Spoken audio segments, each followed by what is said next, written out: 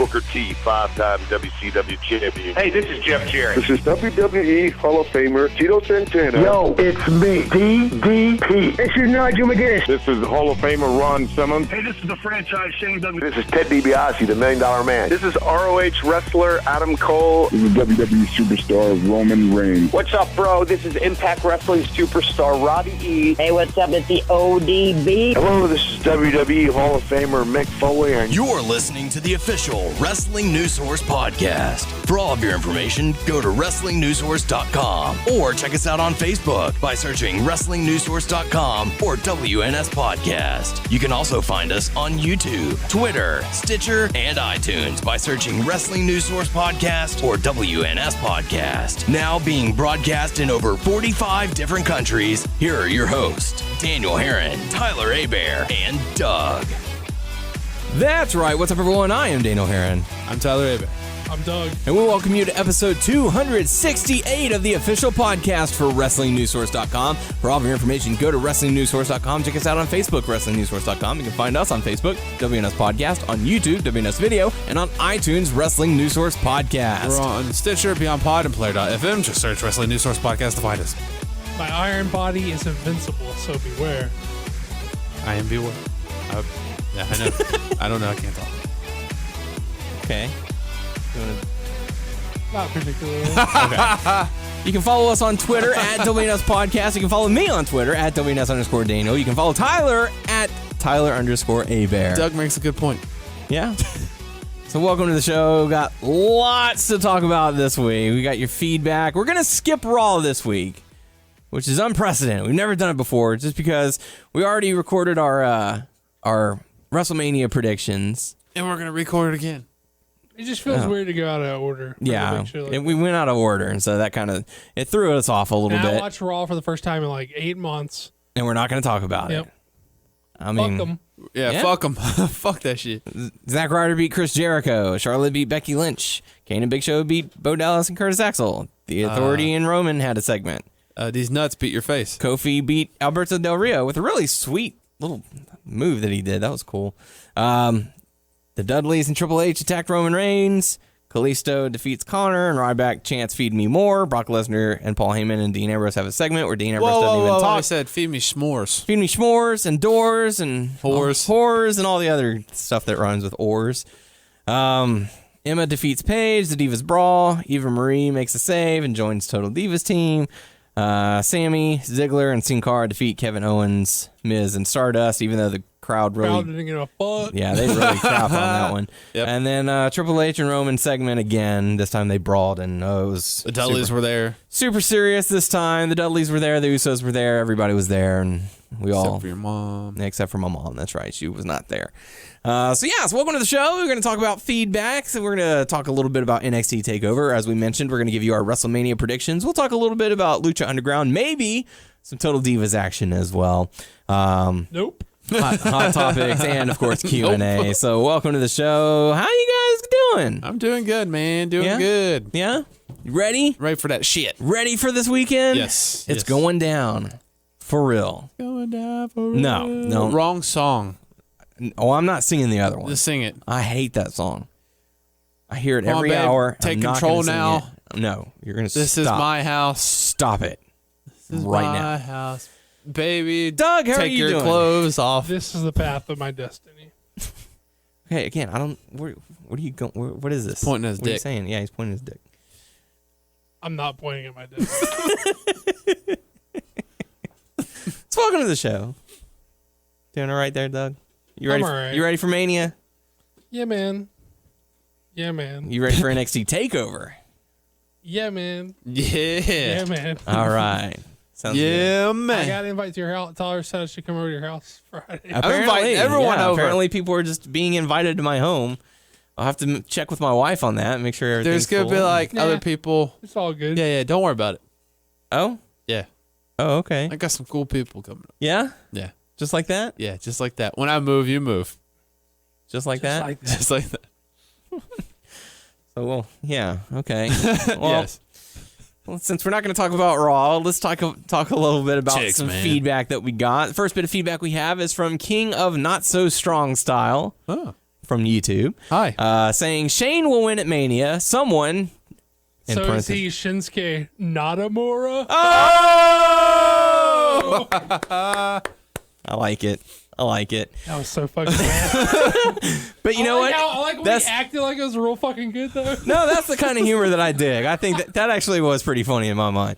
So, I'll have a good laugh at that later. I liked it. So, saying Shane will win at Mania, someone, parentheses John Cena, is going to interfere in the match, which will set up WrestleMania 33. Cena isn't the top babyface anymore since they're making Roman the top guy. So Cena will finally turn heel, and it will be Undertaker versus John Cena at WrestleMania 33, Undertaker's last match. Thoughts? I mean, we kind of talk about this in the predictions part of the show. Yeah. I think it's plausible to happen. Yeah. You can move the mic now. Although, I mean, Cena was on the Today Show. Yeah. So, I mean, that's a pretty high. Well, he's been doing that for a while now. Hey, man. He'll pop up there. Well, I still think he'll help promote WrestleMania, even though he's not part of it. Kind of like how the Wyatts promoted WrestleMania by opening Wall Street. I don't get that. I don't either. It felt so out of place. You watched the video? Yeah. Of them? What they do? I saw them clapping. That was about They it. did that thing where they push the button and it rings the bell. Ding, ding, ding, ding, ding. Were ding, they ding, out ding, of ding, character, like by? No, I mean they were in their laughing? gear, like just standing there, and then Braun was clapping, and that was kind of awkward to watch. I mean, I think his scenario is plausible, but my only contention to his statement is that Cena's. I'm not convinced Cena's still not the man just because he's been out. Maybe people feel like I'm the man, but me. I don't know, man. Ooh yeah, macho man. So, but yeah, thanks for the feedback, King of Not So Strong Style. Other bit of feedback we have is from Canadian War Machine, who we had a question from last week, saying hi again. Hi again. Hi again. Hi. In regards to your response to my question last week, I totally understand where you guys are coming from, as I've almost stopped watching wrestling when TNA was doing really bad stuff. Hogan and Bischoff, I think, were a big part of what as they wasted a lot of the company's time and money since they did not really bring in any new fans and just hired their buddies. However, a lot of that is also on Dixie and her lack of awareness. And if by a lot you mean all, because she's the one that hired them and they're just trying to get their paper, just like Lesnar was just trying to get his paper when he got a super cush schedule. You may not like it, but you can't blame the person for agreeing to a deal that's really cush for themselves. So if by not all you mean, I mean, if you mean by most you mean all is Dixie's fault, then okay. I'll agree to that. Okay. So, however, a lot of that is also on Dixie and her lack of awareness that she does not know how to run a wrestling company and hires the wrong people. I hope that they can go back to where they were and gain a lot of the fans back, like Doug. Doug was a little harsh, I think saying they are actively hurting the business and whatnot. I guess because I've spent a lot of time even making reviews of Impact and money through merch and pay-per-views invested in TNA, it's a little hard to hear people just shit on them. I'd say that I try to live by what Thumper's dad told them in Bambi, where if you can't say something nice, don't say anything at all. But that would be a lie since I shit on WWE all the time with my friends. Anyway, sorry for the long message. Just wanted to respond to you guys and whatnot. Thanks for reading my comments and questions. Keep up the good work. Look forward to the podcast every week. I mean, a few things about that. Again, like, and none of this is like us, like, taking anything out on Canadian War Machine. It's not. We're just responding, like, honestly to what he's saying. And they didn't, quote unquote, lose me as a fan. Like, again, like, because of my job this past few months, I have not watched literally almost no wrestling, including WWE. So it's not that they lost me as a fan. In fact, I probably watch as much TNA as you on what my schedule is normalized. Canadian War Machine. It's what I was saying is I can't blame guys like Daniel and Tyler who wrote them off, because I feel like they are deserved in that reaction from the fans. So they haven't lost me. If my schedule was normal, I would still be watching their show, even though I think it is not a great show. But I mean, I can't. I know there is like this thing with fandom where like you feel like partly responsible or connected to the success or failure of something that you're a fan of. So I completely identify with that. I'm not like shit talking you, Canadian War Machine. War Machine. It's not personal, buddy. It's just and it may be harsh. You may think it was like harsh that I said that I feel like they've actively hurt the business, but just because it may be something harsh to hear doesn't necessarily mean it's not true. And again, like what I said was, there aren't exactly a lot of companies out there, or a lot of television companies out there that are looking to work with pro wrestling at this point in time. And the few that are, TNA has cycled through and done really bad business dealings with. So when TNA inevitably goes out of business, those people who were willing to deal with wrestling are a lot less likely to deal with wrestling in the future. And so anyone who comes up that is competent in running their business and is looking to make a real run at being a legit alternative and a real number 2 company in the U.S. is going to have bridges burned that they've never even set foot on. And that's what I mean by they've actively hurt the business. And I think that is a fair assessment, to be honest. Yeah, because it's going to be hard for any company to go to Spike or Destination America and say, hey, we'd like to put a wrestling program on. They'd be like, no, we've done that before. Not fucking with Hey, well, even, Destination America had 2 wrestling programs. And then they cut look both at all the of guys that have been there for years that are fucking hauling ass. I mean, Bobby Roode and Eric Young are just the latest examples. Yeah. Those guys have been there for years and years. Mm-hmm. So again, plus they have a track record of not even paying their people half the time, or that's alleged, but that is like, supposedly like a lot of problems. It's just I honestly feel like they're a mess of a company. Yeah. So, but thank you again for the feedback, Canadian War Machine. It's always nice to hear from our listeners. We do appreciate it. And if you are listening to us and you've never said hi or anything like that, feel free to. We're fine with that. Well, we try to address. I do want to shout out Canadian War Machine for I appreciate that the guy can have a dissenting opinion from ours and still care enough to listen to our show. That's real fucking cool. Because a lot of people are like, "You're wrong." These fucking assholes got it wrong, and then I forever don't want to hear what they have to say now. So I fucking that's really cool. Yeah. When we first started, there was a lot of people like that, and they kind of distanced themselves or whatever and didn't listen. That's fine. Yeah. Whatever. It is what it is. We're open to your opinion as long as you're open to ours. But no, I agree with you, man. Canadian War Machine, thank you. Yeah, thank you very much. So, like we said, we already ran through Raw. Just a blitz of it real quick. Let's talk about NXT TakeOver, because this is one of the things that I think we're really looking forward to. As a wrestling show, we're looking forward to watching it. Right. It's got, it's a stacked card, and it's taking place on a Friday. So for those of you who are going to be waiting until Saturday to watch it, expecting to see it live. Well, they're going to put it on the network? Yeah, it will be available shortly thereafter. But for those of you who want to be the first to see it, just take into consideration it is on Friday night. Not normally it takes place on a Saturday night, but they're doing the Hall of Fame Saturday night. So NXT Friday, Hall of Fame Saturday, WrestleMania Sunday. I heard there was a 3-hour pre-show for NXT. Yeah, good Lord. All the pre-show. events are official pre-shows for NXT. All right. There we go. I'm fine with that. Yeah. So let's talk NXT TakeOver Dallas. At the moment, there are 6 scheduled matches, and it's probably going to be 2 hours, I would think.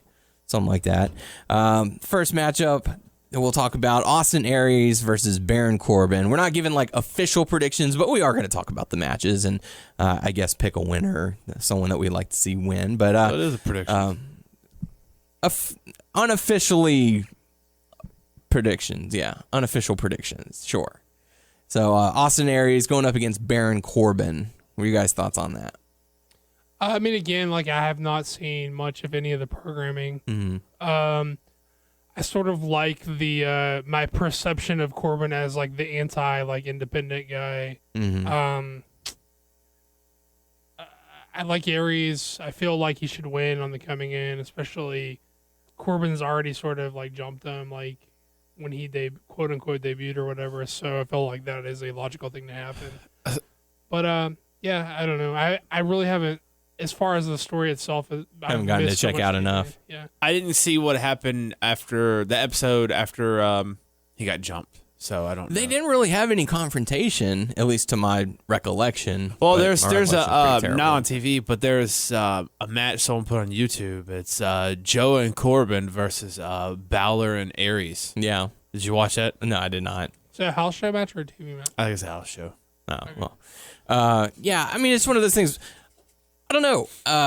Austin Aries is a well-known name. They're trying to establish Baron Corbin as a top heel on NXT. I could see Baron Corbin getting the win. Actually, I could see either guy getting the win, but I think they might pull the trigger for Baron Corbin instead. I think it depends on what type of a role they're looking to utilize Aries as. Yeah. If he's going to come in and be like a player, he should probably win. But if he's going to do that whole like player coach thing where he's really just sort of there to help some of the guys grow because he's a little bit older, a little bit more seasoned, then, maybe I can see, putting in Baron over. Depends on how they're going to use him. Yeah. Yeah. I don't know. I just feel like Baron might get the win because they're going to have him be the big guy, not in relation to. I mean, obviously. Huh? Hair throw of doom, obviously. Oh, of course. Yeah. So, I don't know, Tyler. What do you think? Would you shit your pants if like Corbin just did the hair toss like I did in 2K16 over like over and over? I'm like, what? But no. I mean, I do see a point, but my heart's like, I just want Aries to go over. Yeah, that's fine. We'll see. We'll see how that all plays out. Next matchup, we'll talk about NXT Tag Team Championship, the Revival going up against American Alpha. I have not seen a more gifted, athletic tag team since like the days of Shelton Benjamin and Charlie Haas, which they constantly get referred to and compared to. I think it would be foolish not to have them get the titles here. Perfect time for them to pick up the titles. Yeah, the Revival, as fine and solid as they are in the ring, they're not as popular as American Alpha. Even though Enzo and Kaz never won the tag team titles, which I feel like a lot of people wanted them to. I'm okay with them not and just going straight to the main roster. They sort of never needed it. Exactly. I feel like this would be a good time for American Alpha to really shine, get up to that next level. They'll be tag champs for a little bit, and then they can lose it to whoever, later down the road. But, American Alpha is your top tag team right now. The thing about Enzo and Kaz is they are so fucking good at being so over, but they're not the greatest, like, workers per se. Right. So, like, if you're going to continue to establish credibility for a title, like, you don't necessarily need guys like that because they're over on their own without the title, and they're not going to lead credence like physically to the title. Right. So it's it's not really a waste to give it to them, but it's like you never really need it to. Yeah, I mean they're so over with the crowd. They've got their gimmick down so well that they don't really need anything to establish themselves further. Not to say that American Alpha does, but it's just a little bit extra that could help them along. And I think that this is going to be an outstanding matchup with American Alpha getting the win. Tyler? Yeah. American Alpha. Yes. All right. Let's talk about Apollo Crews versus Elias Sampson. This one's one of the few that's kind of just thrown together. They're trying to elevate Elias Sampson. Yeah, just because he's getting so much heat from the crowd, like go away heat. Yeah, he walks out with a guitar and he's all mysterious and wears a scarf. Is he like a repackage of a previous gimmick? I don't think so. I don't think so. Okay, this is like debut gimmick. Yeah. Okay. I don't know what they're gonna do with this matchup. To be honest, I don't really have a whole lot of interest in it. So what did they did they put Cruz on ice because they sort of like he kind of just stalled out there for a little bit. Well, it was too soon for them to go all the way with him, but they brought him in hot and they pushed him up. But it seems like they just put him on ice. For a bit. Pretty much. And this is sort of just something to help him pass the time, I guess. So maybe he feeds... I mean, he's a fan favorite from what you're telling me. Yeah. Sampson is like hated, so... Pretty much. the babyface goes over someone, I mean, it makes sense. Let the good guy win against someone people genuinely hate. Yeah. Yeah, I'll go Cruz on that one as well. It really is a toss-up. So, however you want to pick is probably going to be the right one. Tyler, any thoughts? Not really. Okay. Let's get into, there are 3 matches on this card. Well, aside from the tag team championship match, 3 matches that are going to blow everyone away. The first one we'll talk about, Sami Zayn versus Shinsuke Nakamura. That's gonna be the end match. Got my panties wet. You think so? Or is that the end match or No, second end match? NXT That's championship gonna be right match. where he put it, but it's woo. Make your panties wet. Got my panties wet, boys. You Yeah. need to bring a change whenever you come and watch it. I might bring 3 pairs. I mean, We'll lay some towels down for you. good. Don't get on the couch. Don't get on the couch. I'll wear some Depends. Yeah, you can sit in the kitchen where there's tile. just tilt the TV a little bit. Yeah. I mean, like, I think that this has a possibility to disappoint just because everyone's expectations are so high that I feel like they can't maybe truly match the expectations people have for them, but it could be so good, guys. I don't know. Like, I have high hopes, and I'm trying to cool off. High hopes. I just don't want to overhype it and feel disappointed, but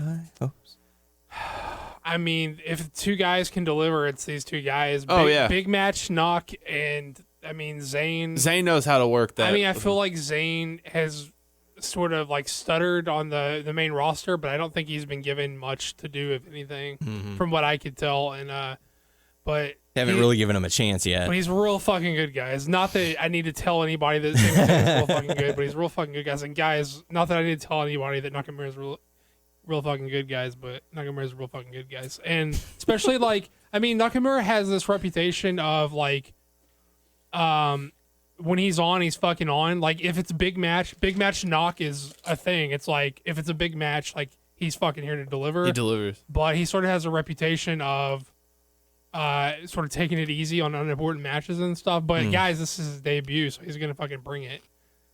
And Zayn knows this is a big match. Nakamura knows it's a big match. Whew, boys. I'm a little hot and bothered by this. Yeah, you need to cool You're not down wet and now, right? fan yourself off or something. We need to get the fan turned Gentlemen. This could be good, guys. on. Oh yeah, I'm having good hopes. One thing, I mean, how do you think, and I asked him the other day or whatever, but how do you think he's going to fare with other people other than Zayn? Nakamura? Yeah. I think, again, like, his reputation is, like, if he's in a pushed position and it's a big match, you can fucking count on the man to deliver in spades. But is it aces or spades? What is, do you deliver in spades or do you deliver in aces? Either one. What is the saying? I have no idea. Doesn't Neither. fucking matter. Doesn't matter. Besides the point. Whatever saying I just fucked up. Pass with flying colors. You know what I meant. Go with that one. You know the saying that I meant that I fucked up. You guys get it. But, I think it depends. Is Nakamura going to be, I mean, the shit against, like, Elias? I mean, I don't know. Like, why bring Nakamura into, like, unless he's just, like, squashing dudes like Samson? See, I thought, my impression is he wasn't going to be long for NXT, but he was just going to, like, debut there and fuck around for a little bit. Yeah. Then but learn the style real quick. And I mean, it's not. He's a seasoned guy. I mean, I don't buy the learn the style thing with a lot of guys. I mean, there is a certain caliber of guy that transcends the learn the style stuff, and I think he's one of those guys. So I don't know. And he's already going to be making the big bucks, right? I mean, he's not making what some of these other guys. Yeah, he's not making what Enzo and Cass. Well, like I want to say that I heard that he's already making like main roster money.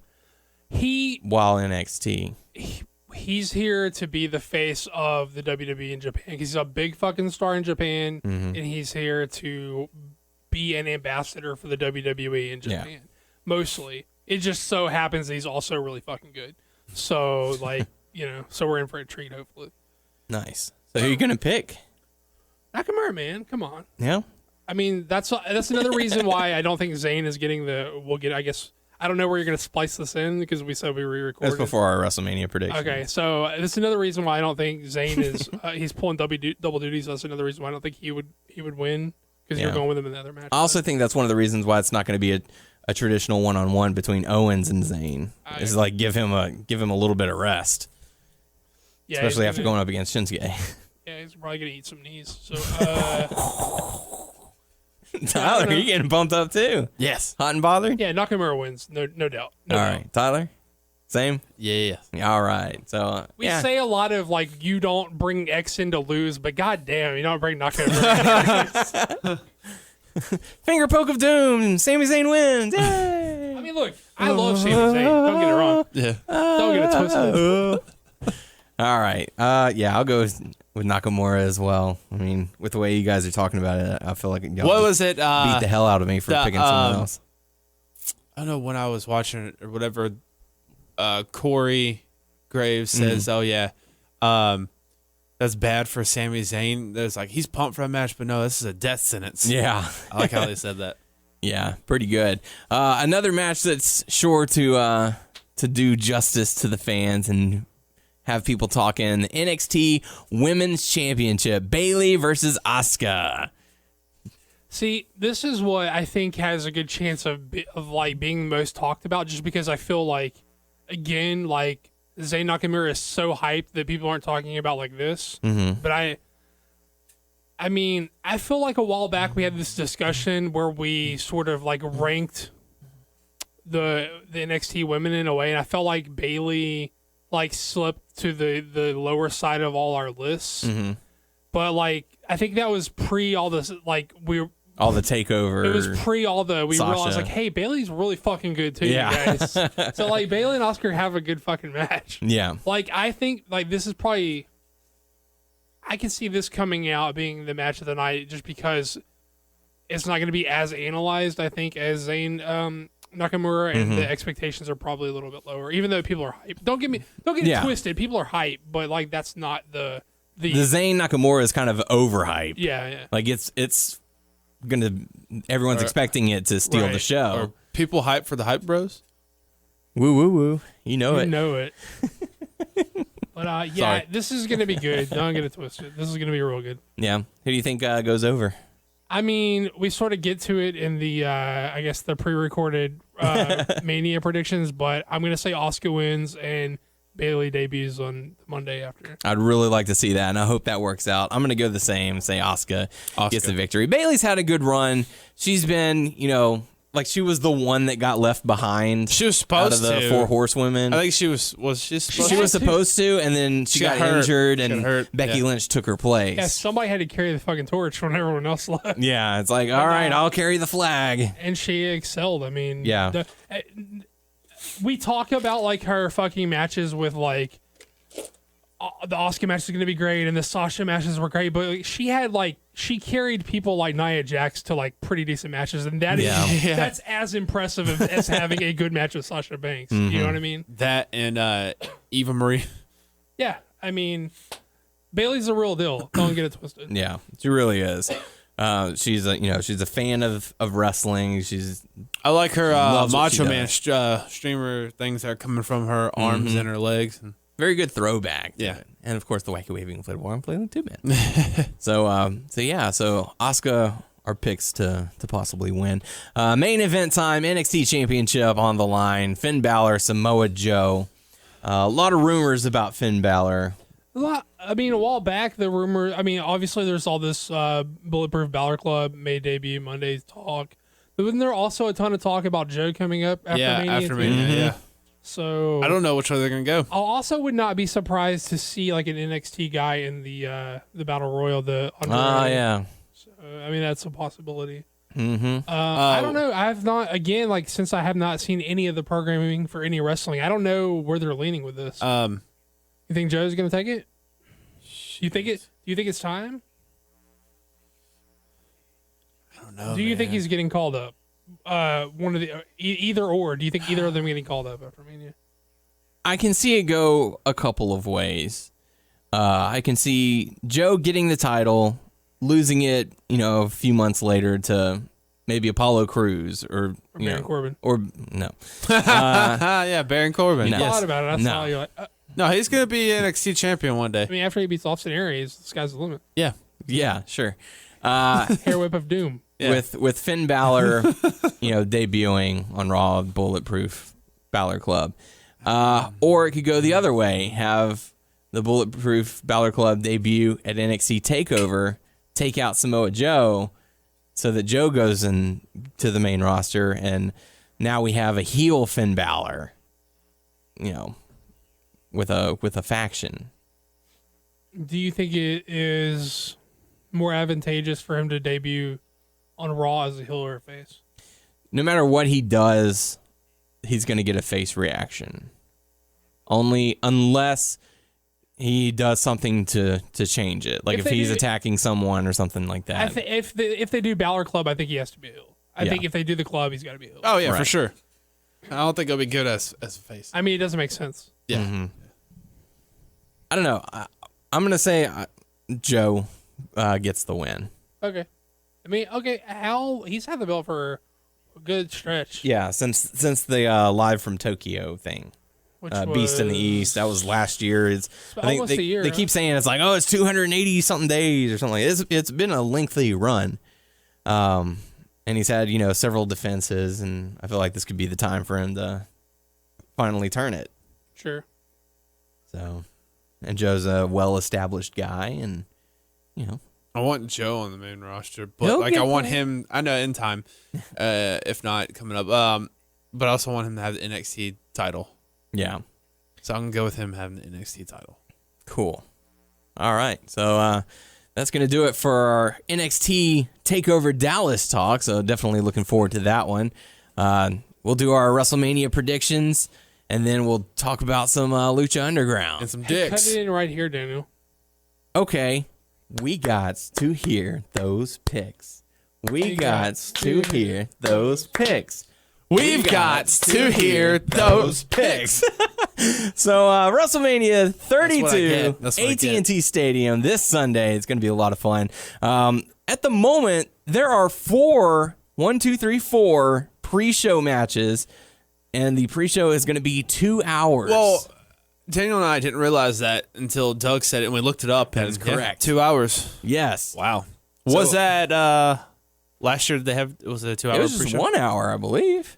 I mean, the show itself has been 4 hours for a few years now, but they added that hour pre-show last year, so it was 5 hours last year. It's going to be 6 hours this year. That's quite the marathon. It's going to be quite a trek. Can you stand 6 hours of WWE? I can. Yeah. I think we can. I think it's just going to be a fun time in general with all of us. I mean, friends and food and good times. It's going to, It's not that we can't stand. It's the others. Well, I imagine with the way they're marketing the network this month with, hey, get WrestleMania for free. 6 hour show is not the way to attract new people. Right. That's a big commitment for someone who is not already a fan. Yeah. Us, we can do that. We do that. I mean, we watch countless hours of wrestling every week. Right. But if you're trying to lure new people in by making this free and then making it that marathon of a show, to me, that's questionable tactics. Yeah. Or, I mean, you could always just say, well, in regards to other championship programming, your UFC, your NBA, or your NFLs, they do have a lot of pregame, stuff going on. So not necessarily everyone will tune in for that. They'll tune in once the show actually gets underway. But if they do, they're going to end up missing 4 matches that are being played as, I mean, they're going to miss 4 matches of very little consequence. Right. But, I mean, I guess it's just a thought. I don't know. But as of right now, there are 11 matches total for the card. So 4 are going to be on the pre-show, leaving the other 7 to be on the main card. So original thoughts on that? I was kind of hoping they were just going to do 3, so we'd have 8 on the main card, so you can have 2 per hour. But it looks like we're getting something different. It would not surprise me at all to have these things shift around a little bit day of. I think that happens from time to time. I don't think it's out of the question or unheard of. But, I mean, all the matches that are on the pre-show feel very pre-showy. Yeah. So pre-showy. couple things that were thrown together at the last minute. Sure. One match that not all the participants have been revealed yet. One is a championship match, which is weird. It has had next to no build. Right. I understand why, but it's still weird for a championship match. Right. So with that being said, let's get into to our predictions. The first pre-show match we're going to talk about today, Usos versus the Dudley Boys. Now this is just a traditional tag team match, no implications, nothing really. You know what I hate to say? Sorry, I don't mean. No, you're good. I hate to say it, and I'm just gonna come off bad here, but I feel like who cares? Yeah. That sounds horrible. That really does. That's just how I feel. They've had a storyline, yes, but it doesn't seem that big because I know they are doing stuff with. I mean, there's Roman Reigns and the Usos and the Dudley Boys and all that stuff, but I just hate to feel like I don't care, but I don't care. Just not a whole lot of interest going into this. Yeah, I know there's not too many tag teams are using right now. Right. So this is kind of a logical thing, I guess. But I don't really know what else people would expect the Dudleys to do in 2016. They came back. They put New Day over. Yeah. They put the Usos. They're probably. I mean, this is segueing into picks already a little bit, but I assume they're going to put the Usos over. And what else is there for them to do as a team in 2016? But put the two tag teams that mean anything, any amount of anything in the WWE over, and then move on. How long? How much? Or how long is on their? I can't talk. Sorry. How much longer is on their contract? I don't know. From my understanding, it was a multi-year deal. Yeah, 2 or 3. Wow. So, I mean, they're going to be around for a while, but wow. Where it goes? I mean, they may help other tag teams that come up in the future, but I mean, I'm just gonna go with the Usos. Usos to win. Yeah. All right. I mean, I already said Usos. Yeah, Usos as well. I'm going to pick the Usos as well. I feel like this is a chance because I feel like whenever the Usos came back, one of them was injured right at WrestleMania last year, I believe, and they were out for a long time. I feel like they lost a lot of steam, a lot of momentum, and they came back. Because they were pretty over before they went out with the injury. Yeah, and then they came back, and I feel like they lost a lot of that traction. Were they supposed to take it from the New Day? I felt like at one point. Possibly. Maybe they might have changed. I think the they sort of fizzled before New Day really got a lot of momentum. I think when the Usos were really hot, it's because of all the matches they had with the Wyatts. I think isn't that sort of where they fell off a bit? Yeah, injury. I think so. Trying to remember. It's hard for me to remember exactly. It's hard to remember what happened like 3 days ago as opposed to a year. So yeah. But yeah, I feel like the Usos lost a lot of momentum. The Dudley Boys, they came in and it was a nostalgic, all right, yay kind of thing, and then it quickly wore off for the Dudley Boys, and so they turned them heel, let them do what they're known for, and then they go and say, we're not doing the tables anymore. Well, now the Usos are coming in saying, well, we'll do the tables. We don't have a problem with that. So I feel like this will be a good chance for the Usos to get a little more momentum. So I'm gonna pick the Usos to win as well. It's as simple as the Usos are the present and the Dudleys are the past. Right. So got to let the new guys. But it also wouldn't surprise me if the Dudleys win. Yeah, I mean, I could see it go either way, really. But I mean, when it comes to WWE, your head and your heart are two different storylines. It's like my brain knows that they're gonna go with this, this decision, but my heart wants this to happen. But yeah, so all three of us picking the Usos to be victorious at the pre-show. Let's talk the Total Divas versus Team Bad and Blonde, a 10 diva tag match, players. Holla holla.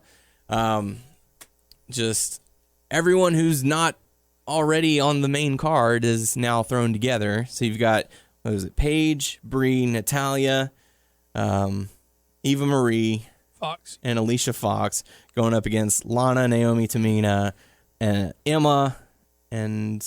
Wait, who'd you name her? And the B&Bs? Lana, Tamina, Naomi, Summer Rae, and Emma. So a 10-diva tag team match with zero implications. Well, Summer Rae is on Team Bad and Blonde. But she's part of Total Divas. Yes, she is. And Eva Marie, with her work in NXT, is known as quite the heel because the crowd despises her. Well, we've seen where Emma... Wait, I thought Emma was a heel. Emma is heel as well. Well, like before she turned heel on TV or like for the main roster, wasn't she a heel on NXT? She was a face on NXT, went to WWE as a face, came back to NXT, turned heel, and now reemerged in the main roster as a heel. I don't see no... I mean, I don't have no reason. I'm just going to pick something. Yeah. Total Divas. Total Divas. All right. Doug? Well, I would have been like 100% sure the Total Divas were going over just on the sole basis that it is promotion for the Total Divas show. But I think now I feel more like it's a toss-up, 50-50 based off of Raw. When Eva Marie came out, I thought it was very much... they played Descent immediately with her not getting along with the rest of the girls on the cast. They played it very much like she's a heel and the rest of the team are baby faces. And I think your pick is probably going to be hinged on if you think Eva Marie is going to do something heelish and turn on the team at Mania to cost them the match, or do you think she's going to prove herself and prove them wrong and improve their trust and then they win the match? I think that's what your pick hinges on. Right. And I'm pretty much up at a toss-up right now. It's a tough one to call. Yeah. Then we have all this like Brie Bella stuff where she's not going to be hanging around very much longer. And I don't know if you guys heard about Nikki is like done too off of her. Really? Apparently with the extent of her injury and her surgery, they don't think she's going to be sticking around. And that could have a lot to play into the finish as well. Yeah. I don't know if they look at someone like Brie as someone who needs to go out on her back, like putting someone over, especially not in this scenario where it's not really like first of all, she's not really in a position to give a rub to anyone else. Yeah. Second of all, you don't really give a rub in a multi-person tag anyway. So is that really something that comes into play here? I'm not really sure. What do you think? Well, there's all the talks of Brie is going to be out the door. There was talk that she's going to be leaving around SummerSlam. New reports are coming out saying that she's going to be leaving like the Raw after Mania, right? So that she could spend more time with Daniel Bryan, who has apparently had some more medical issues pop up. So she was wanting to spend more time with him. Like you said, the Eva Marie thing just throws me for a loop. I have no idea, other than promotion for the TV show Total Divas, why they would add her to that roster unless they were just completely out of other ladies to add on to the team, which very well may be the case unless they wanted to, throw Renee Young into a pair of spandex or something. Plus, there's the whole Lana thing. They're like always so like hot and cold on her. Like they think she's the greatest thing ever. Then also they're not happy with whatever. And then so it really wouldn't surprise me either way here. I think if you look, I think it's this is sort of weak and lame way to pick, but like I think if you're like strategically, like if you were like trying to win a game or something with your picks, I think strategically the bet would be like not all the baby faces are going to go over on the pre-show. Right. So I think another way your bet would hinge is, do you think either Ryback or Kalisto is going over? Is another way to look at it, because I don't think you're going to get 3 for 3. Although the general philosophy, Vince's general philosophy is of WrestleMania is more of an overall feel-good show. He wants to give more feel-good moments to the fans than not. Right. So that's... I mean, I don't know. It's a huge toss-up for a match that doesn't really have implications. But there's no implications other than we're just trying to be right with our picks. Right. So we haven't. That's the implications. Right. We want to be right. I'm gonna go Total Divas. I'm gonna agree with you as well. I feel like it's all leading up to a season finale of the next season of Total Divas, where they're like, "Oh my gosh, we finally get our big moment," and blah blah blah blah, and like this show is going to end with them all holding hands, in victory, going, we are. Or it could be further turmoil for Eva Marie on Total Divas. You cost us our match. How dare you? So, next matchup we're going to talk about the third annual Andre the Giant Memorial Battle Royal. So we don't have all of the participants yet. Do we have any confirmed? Yeah, there were quite a few. Obviously you've got Kane, the Big Show, the Social Outcasts, Goldust, R-Truth, Mark Henry. Were they officially confirmed, or they were just in the segment on Raw that was? I believe they were in the segment, which was then later confirmed. Okay. So I was like, oh yeah, all these guys are going to be in it. So you saw a graphic with these men on it? Well, not with their faces, but I saw a list of names. Okay. Yeah. Okay. So it's the third annual Battle Royal. It's going to be during the pre-show. I don't know who to pick because one, we don't know all the participants, and I feel like the Wyatt family is completely left out of this situation. I feel like they would make the final spots, I guess, because I think it's going to be a 20-man Battle Royal. From my numbers, I think they've announced 16. So you got Bray. You can't have Luke because he's going to be out. Right. Braun and Eric Rowan, and then you can toss in one other person in there. So if they add the Wyatt family, I'm torn between picking Braun Strowman or Kane. If the Wyatt family is not in the Battle Royal, I would have to say my pick is going to be Kane. What are y'all thoughts? Well, you have to pick one sole pick. There's no cop-outs in these multi-man. There's a reason. Yes, the multi-man matches are hard to pick, but you still have to have a pick. But I think you're on the right track with the Wyatts. Although, Bray is still the big kahuna, so does he Isn't he allow hurt, though? Strowman to win? Kind of hurt? Battling through a bit of an injury, but I don't know we don't know the severity of it. Yeah, Battle Royals are pretty light work, though. And plus, they could just get in there and hug up on somebody and... Hug. I don't know. Hug it out. I mean, if Bray's in it, wouldn't he just have Strowman and Rowan do all the dirty work and then have them get out of the ring? There's no telling. I don't know. I'm torn between Bray and Strowman, so... Yeah. I'll say Bray Wyatt. Why not? Bray Wyatt? All right. Tyler? So I'm Kane. He's Bray Wyatt. Strowman. All right. You should win with Mark Henry, man. Yeah. Hometown boy. Come on. I think this is the first time we've ever... Bray seems really unlikely. split. I don't know why I picked them. Well, there's still possible time for you to change your mind, but... Daniel picks the boogeyman. Nope. Not happening. I'm going with Kane. I'm going to stick with Bray. I don't know. Yeah. Part of me is kind of wanting to change it to Braun, but I think I'll stick with Kane for now. Yes.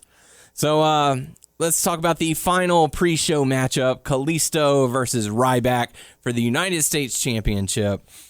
Battle of epic proportions, big versus little, David versus Goliath, big guy versus speedy guy, and all that other cliches that you want to throw in there. Trying to get over Ryback and his new... Attitude. Yeah. The big guy. Promote Kalisto. Big. That's another match I just don't care about. Yeah. I just sound horrible tonight. Well, it's the pre-show matches. I mean, come on. How still interested can you really be in that? If it had more interest, it would be on the main card. I'm just gonna go with not my heart instead of my head. Yeah. I just want to go with Kalisto because I want to see him get past Ryback and have a feud with someone else. Okay. So Kalisto, Doug? Well, as someone who... I should just say that I have no context for any of my picks. So all my picks are just me guessing because I have not seen a lot of the programming. I've seen almost none of the programming. Yeah. You're not missing much with this. Well, I'm just saying that if you're looking for me to give you a reason why I'm picking some of these, I just have no reason for some of them. They're just You just flat make out up a guesses, reason. you know? Yeah. There's no context. There's not really a whole lot of context to go off of, so. Right. I'm just going to pick Ryback. Ryback. Yeah. All right. See, now I'm You're in the torn. middle. I am, yeah. And it's one of those things where do I go with my heart? Do I go with my head? I like how that I've missed so much programming that like by me not having a clue what's going on, I'm chopping. You're throwing us off. I'm chopping everything up. Yeah. So there's no consensus opinion in it, you know. Yes. This is gonna be a weird pick of mine. It is. Doug makes a good point, even though he didn't make a point. I'm going with Ryback. Good point, Doug. Doug threw me off by saying he has no idea why he's so now I really don't know. Nobody knows. Here's the thing. You know, this feud, if you want to call it that, has had no build, with the exception of Ryback standing in front of Kalisto going, "Feed me more, feed me more." You know, they're building up. Oh, bigger is better. You got to be bigger, but you know, they're not selling the heart of Kalisto and the speed and the agility of him, and you know, he'll chop down the mighty Ryback or something with an axe. Yeah, well, maybe not with an axe, but maybe an axe kick, something, or axe chop. I don't know, but. Stop hitting the microphone. I don't know. I feel like Ryback's character has not fully evolved into heel Ryback. Like I'm just looking out for me and not worrying about others. I see that. I feel like a loss would be better for Ryback to kind of push home. You know, I can't believe I fought this hard and got the loss or whatever, but I still don't see that. I don't know. I'm picking Kalisto. I don't know why. Doug, you made a good point, but I'm going to go with Tyler because he didn't make a point either. So. It's just, it's a lot of headaches is what it is. Let's go into one of the few just traditional one-on-one matches that we've got for WrestleMania. Getting into the main card now. Let's do AJ Styles versus Chris Jericho. Man, I'm ready for this feud to come to an end. Yeah. Just cheesiness. But I understand, give him Jericho for Mania because that's good. They'll put on a fine match. The problem with this match is not... Well, the biggest problem with this feud is that they burned too many singles matches too early. Mm-hmm. Yep. And then they had to come up with a reason to stall it out until Mania. Oh, we'll tag y'all up for a little bit, and then you'll break up the tag. But I will say, I have been enjoying Jericho's heel turn. I feel like he works better as a heel. He delivers better promos. He still has his little, cliche sayings that he always says. But it's not as much. It's not as much. Heel. You're really not face side, sorry. You're really not alone because this past week's on Raw this week was like the least Jericho has bugged me in like maybe 2 years. I thought like, okay, I feel what he's doing right here. I mean, it wasn't. I don't think it was like peak career work, but he's not in the peak of his career. It's just like the least amount that he's bugged me in like a long time. Yeah. I feel like AJ Styles has to win this one, and it's gonna be fun for the crowd. Chris Jericho is all about letting the other talent get a chance to shine. He's definitely had his moments. That's one of the things that I do like about Chris Jericho. He's not afraid to lay down for the other guy. Yeah. He's like, I don't have that. As egotistical as he does sound, what he does in the ring shows a different story, that he's willing to help out. I mean, Jesus Christ, he laid down for a Fandango. Yeah. Yes. On WrestleMania. On WrestleMania. He took a WrestleMania loss to Fandango, and look where Fandango is now. So, I also read online that because I don't know if it's some tour they're doing or whatever, but Jericho wants to have a match with Nakamura or whatever, so he's like laying the seeds for that stuff. So he's like bashing him on Twitter. Like, gotcha. I don't know where that's gonna happen, but somewhere, yeah, it'll happen down the line. He wants to wrestle him. I don't blame him. So he's up, Triple H Jr. Trying to leech off all the hot acts like Triple H does. Well, I'm going to go with AJ Styles to win this matchup. Same. Right. Yeah, I mean, it is 100% the right thing to do. They are 100% fools to not have AJ win, which means they could likely, have Jericho win just because it is the logical and right thing to do to have AJ win. But for the sake of sanity, I'm going to say AJ Styles. All right. So all three of us picking AJ Styles to win at WrestleMania, his first WrestleMania victory. So it'll be a good one. Let's go into the Intercontinental title 7-man ladder match. Zack Ryder, Stardust, Dolph Ziggler, Kevin Owens, Sami Zayn, Sin Cara, and The Miz.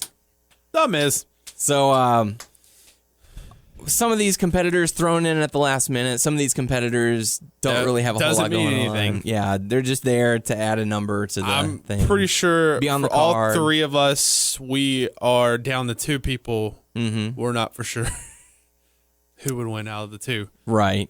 Yeah, I'll definitely agree with you. You can kind of narrow it down. Well, for me, like you said, everybody but 2 people in this match are beyond rehab at this point. I mean, these guys are so...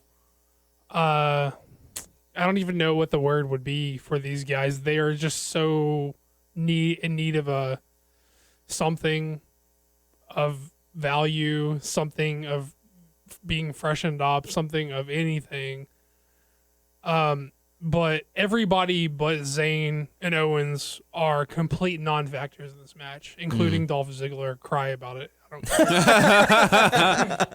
Which means probably Ziggler's going to win and make me look like a joke. But Zack Ryder's going to win. The thing about this is that Broski Mania. The thing about this is they should have just done the singles match with these guys. Yes. Agreed. I mean, I understand that if they wanted to do a little bit slower of a burn on this, to not. But then I don't know why they would inject Zayn so early. The logical and right conclusion to this story is that Zayn beats Owens for the title, but he shouldn't do it in this fashion, which is why I'm going to say Owens is going to retain here. I think it would not surprise me to see Zayn cost Owens the match, and then maybe someone like Dolph gets the belt, and then Owens and Zayn goes off and does their own thing. But I don't think Owens with the title is broken, so I don't really see a need to fix it. And I think the logical and the right conclusion is that Zayn eventually beats Owens for the title, but not in some schmuppy multi-man match. He pins Owens for the title eventually, and so I'll say Owens retains. All right, how about you, Tyler? I'm thinking. Okay. Well, then, while you think, I'm gonna go with you, Doug. I'm gonna say Kevin Owens, just because, like you said, if it were a one-on-one, I'd pick Zayn. I don't know. Even if it was a one-on-one, I don't know if Zayn wins here. I just know eventually Zayn beats him for the title. Sure. After a fiery feud between these guys. Right. But we're not at that point yet. Yeah. No, not at all. But I think Zack Ryder's going to get a hope spot where he'll be up at the ladder and get to touch the title, and then at the last second he'll get knocked off. Ziggler, the same. They'll give him an opportunity. They're going to put on a good show because they have a lot of talented people in this match. But like we said at the beginning, it really comes down to either Kevin Owens or Sami Zayn. And I feel like Owens could go for the additional rub, in the process of trying to build up a new star. He said, I'm going to turn this into KO Mania. And yeah, he's really saying that pretty, he's saying a lot. So and he actually goes and backs it up. And, however tactical way that he does it, he ends up getting the belt. So I'm going to pick Kevin Owens to win. I'm just going to go the opposite. I understand y'all's way, and that's really a logical way, too. Whatever. Hey, my pick may change before we do picks, too. Yeah. But Zayn getting it into just making Owens mad and stuff, and that will that's another way they can start their feud too. It would not surprise me if Zayn won. It would not surprise me if Zayn cost Owens winning and someone else entirely won. Yeah. And then they branched off into their own feud. Don't get it twisted. Owens, No. Owens is laying down for Zayn eventually. Yeah. Right. It's just he's gonna literally lay down for him. It's not gonna be in this match. You know what I mean? Right. I'm gonna pick Zayn. All right. So 1 Zayn and 2 Kevin Owens. So should be never been so chopped up. Yeah, I like it. It's good stuff. In Zayn in the membrane. In Zayn in the brain. Next matchup we're going to talk about. Let's do some tag team match players. This is a 3-on-4 handicap match, or maybe a 3-on-3. It hasn't really been discussed. All we know is that the tag titles are not on the line. Because it's a handicap match. Because it's a handicap match. Freebird rules, That's whatever. my understanding. It's not on the line because... Or even if it was a 3-on-3, could you put the tag titles on the line for that? I don't know, man. But it's the New Day versus the League of Nations. And League of Nations is not going anywhere. I mean, like, their group doesn't seem like they're going to be, doing big things and stuff like that. They're just there to, I guess, feud with New Day. I don't know. Yeah. I don't know, man. Yeah, and there's talks that the New Day is going to get a grand, large entrance. So that's always going to be something that's going to be entertaining and fun to watch.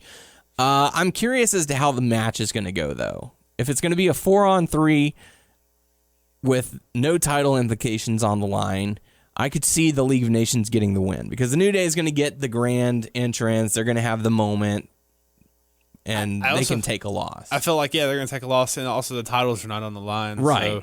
So it's like, oh, we lose, who cares? We still have the titles. Yep. Deal with it. I don't know. What are your thoughts, Doug? Which are picking who now? Well, we haven't made our official picks yet, but say your thing again. We're saying that the sorry, I'm playing with this table. it's it's a 4-on-3 handicap match. New Day is getting the grand entrance, and it'll be the tag titles are not on the line, so it's okay if New Day eats the pin.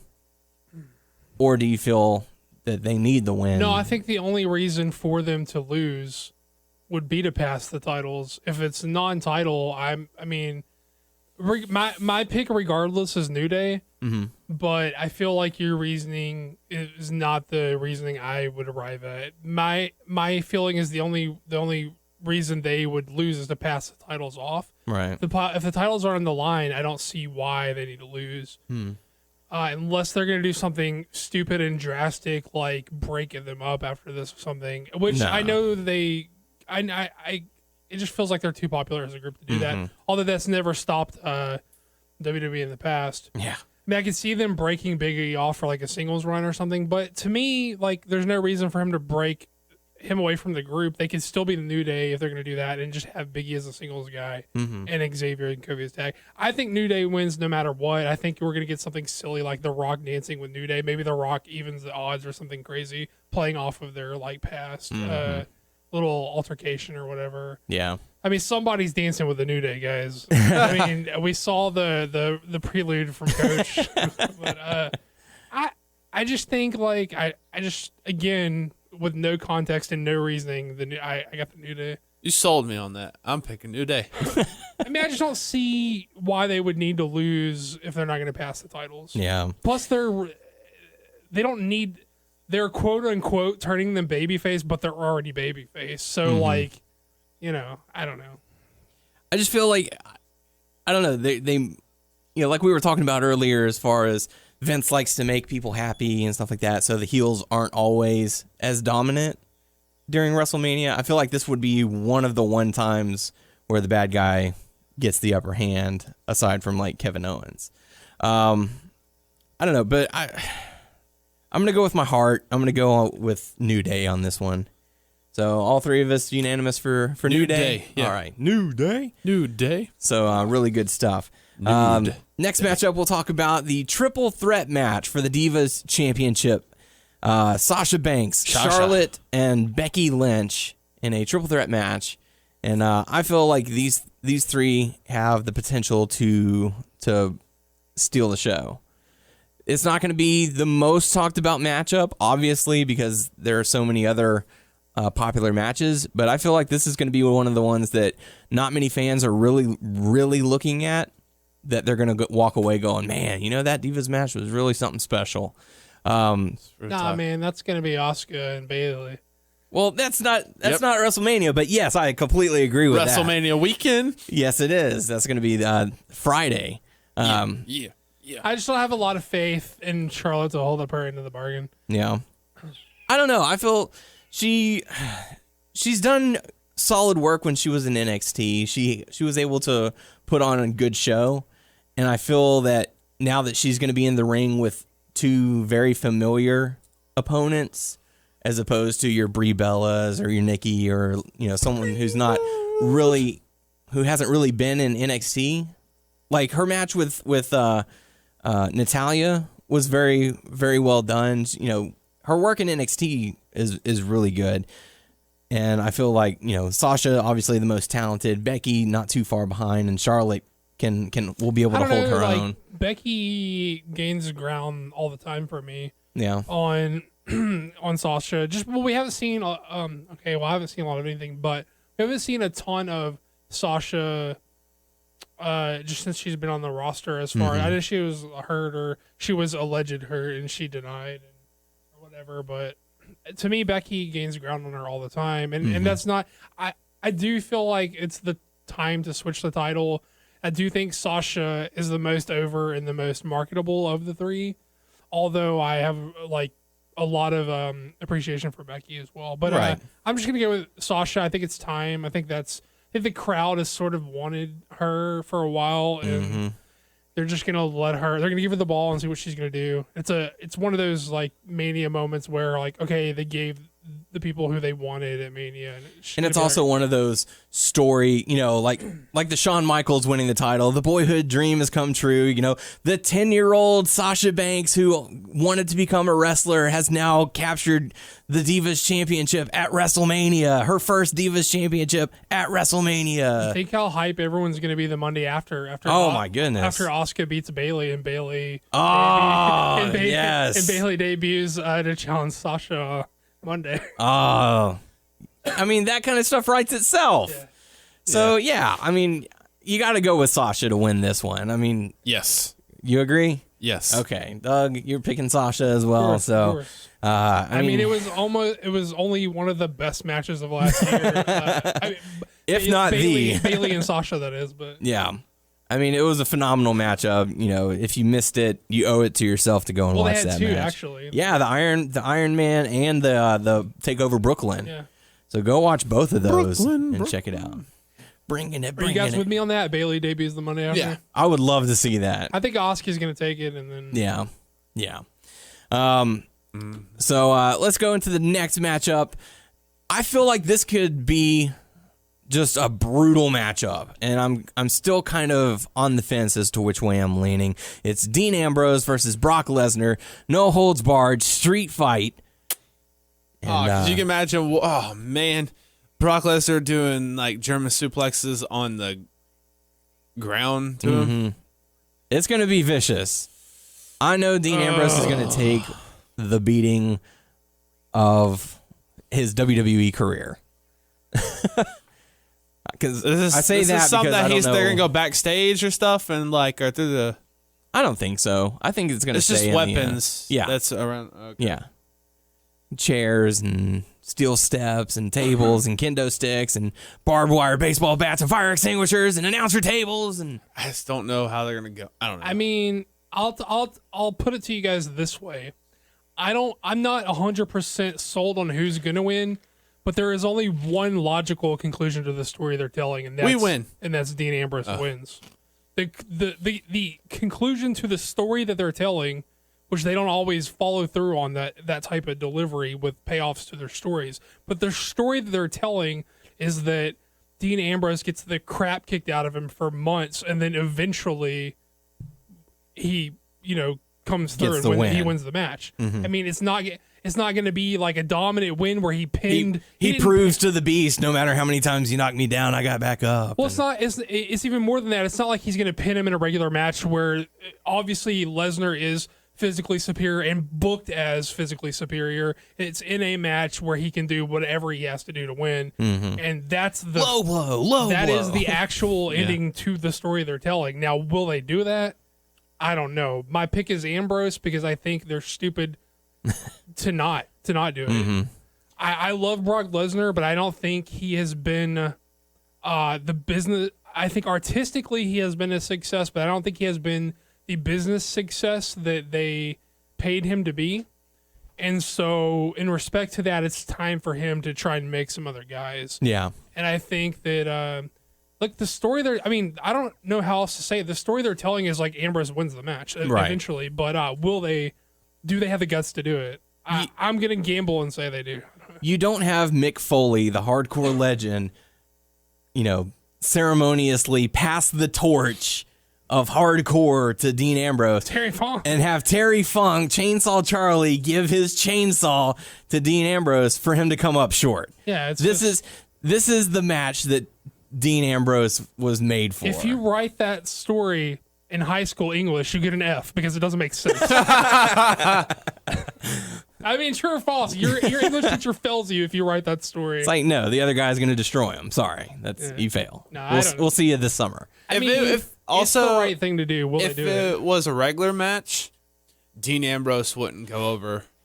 Exactly. That's why they've booked it in this manner, because he is physically inferior to Brock Lesnar. It's just that he has the guts to keep getting back up, is the story they're telling. Right. It's not that he could. It's not that he could actually beat him. It's just that he can't be beat. There's a difference between I can beat you or you just can't beat me. Right. Like, I'm not going to stay down type of a thing. And that's the story they're telling. And that's why he wins. Exactly. Dean Ambrose can beat Brock Lesnar in a regular match on WWE 2K16. Okay, but this is, I know. I know. It's not a video game, Tyler. I'm sorry. Everything's a video game, okay? Yeah, if the graphics are good enough. Yeah. It's just, like you're saying, the story that they've been telling is no matter how many times you knock me down, I'm going to get back up. I'm going to keep on fighting. And now I'm going to get to hit you with whatever I can get my hands on. And which is how I'm going to need to win. Yeah, which is exactly what he needs to do in order to get a victory. I really don't see any other option. I was kind of on the fence for a little bit because it's like, well, it's Brock Lesnar. They do it. But if you know, he was on SmackDown last week. He is a lot less protected than he has been in the past. I mean, Brock Lesnar's on SmackDown. Come on, they wasted one of his dates on a SmackDown. Right.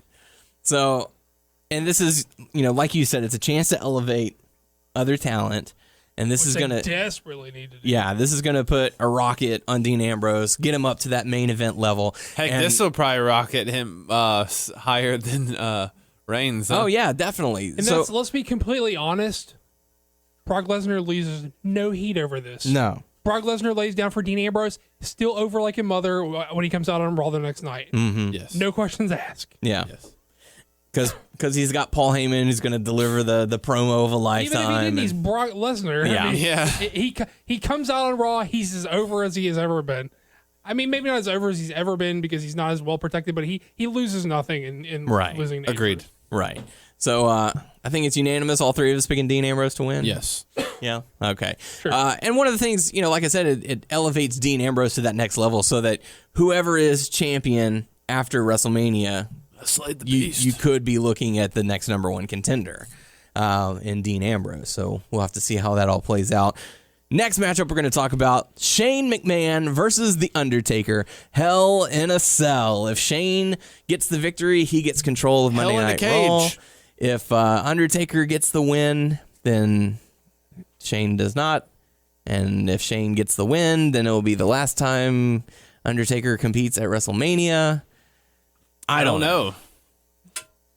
I really don't know how they could play it.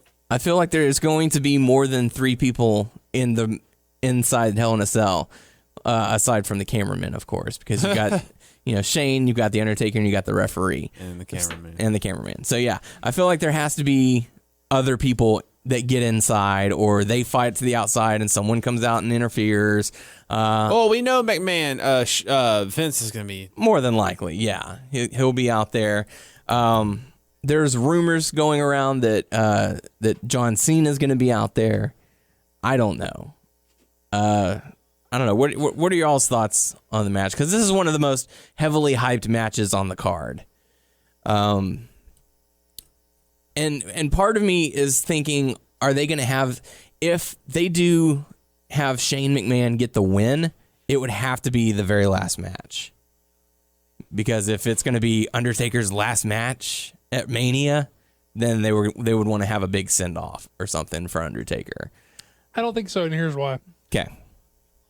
It is a weird set of stipulations where no matter who wins, the crowd is disappointed in a way that they didn't get something they want. Right. The crowd wants Shane to take over Raw because kayfabe in storyline, he's the good guy who's going to bring the change they want. Right. Crowd also doesn't want him to win because they don't want Taker to ride off and not wrestle at Mania anyway. So you can't do it last because no matter who wins, there's going to be a tinge of unhappiness to the crowd, and no matter who wins in some way. Mm-hmm. Even if it's crazy, even if it's awesome, even if they let it all hang out and just any crazy thing you can think of happens, Check it out. Still, no matter who comes out the winner, there is a tinge of disappointment, and that's why this can't be going last.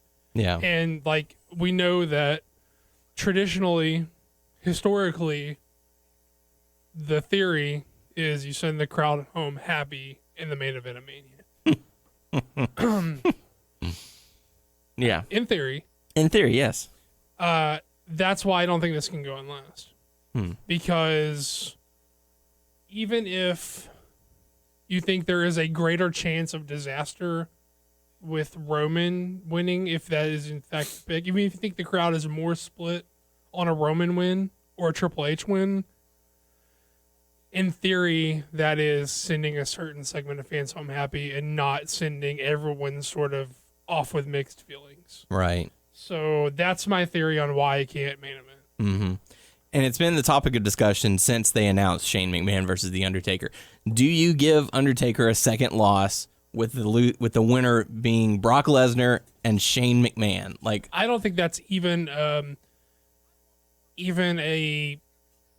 talking point. I don't think that's even something they considered. I don't think that's a roadblock in the least bit in the way of their decision making. Here's where I fall along on my train of thought is I think a lot of people think Shane can't win because the reason that Shane was called back was only because of lack of star power, and he's not going to be sticking around post Mania. They brought him in to try and draw, but the very, very easy workaround to that is Shane just appoints a figurehead and goes. I think it is completely plausible that whether he wins or loses, he's not going to be around very often after WrestleMania. I would not count on seeing Shane McMahon on weekly TV even if he wins. So I don't think that is a holdup in anyone's decision making. I think the story, and this falls back a lot of like me missing a lot, but from what I've gathered, the story they're telling, the logical conclusion, in my opinion, is that Shane wins. Now, I think how you get there and not disrespect or quote unquote have the fans feel like Undertaker was disrespected is Undertaker is going to beat the holy hell out of Shane. He's going to get the beating of his life, and then Undertaker lays down for the good of the company at the end, so he goes out a hero. He sticks it to Vince because Vince has sort of been poking his chest out saying, I control Undertaker. Yeah. I see what he does. He's fighting for me. To me, the end of the story they're telling is Undertaker beats him within an inch of his life and then lays down. And Shane just takes it. And then Shane is going to quote unquote control Raw, but he's not going to be there every week. He's going to be like more or less a kayfabe instrument for change in the philosophy. We just received word from Shane McMahon. I mean, he could even appoint a babyface. Another thing is, I think that the authority figure, the not just the authority figure, but the authority as characters has been like on TV for so long now that people are tired of it, and people are tired of heel authority figures in general. So a babyface authority figure would be something fresh, something new, something. Oh, that's a great idea. Something changed in around there. I pick Shane. Yeah, that's my reason. Yeah, and I'm right there with you with the whole Undertaker going out, doing the right thing, so to speak. For the company. He's coming again. And there's even rumors circulating that they might actually be bringing back the brand split. Right. So that plays right into it. Yeah, so if Shane is in charge of Raw, Triple H and Stephanie are like, no, we're not leaving. We're just going to SmackDown. Because they have been very particular to only say he's in charge of Raw. Yes. Right. Yes. So, is it just a draw? Maybe. Will they go this way? Who knows until we find out Sunday. I don't know. I just picked Shane. I mean, yeah, and it's also one of those things where it's like people have been discussing that there's a loophole in this theory where if Shane becomes in charge, then he can veto Vince McMahon saying, well, that's not going to be his last match. That's not going to be his last WrestleMania match.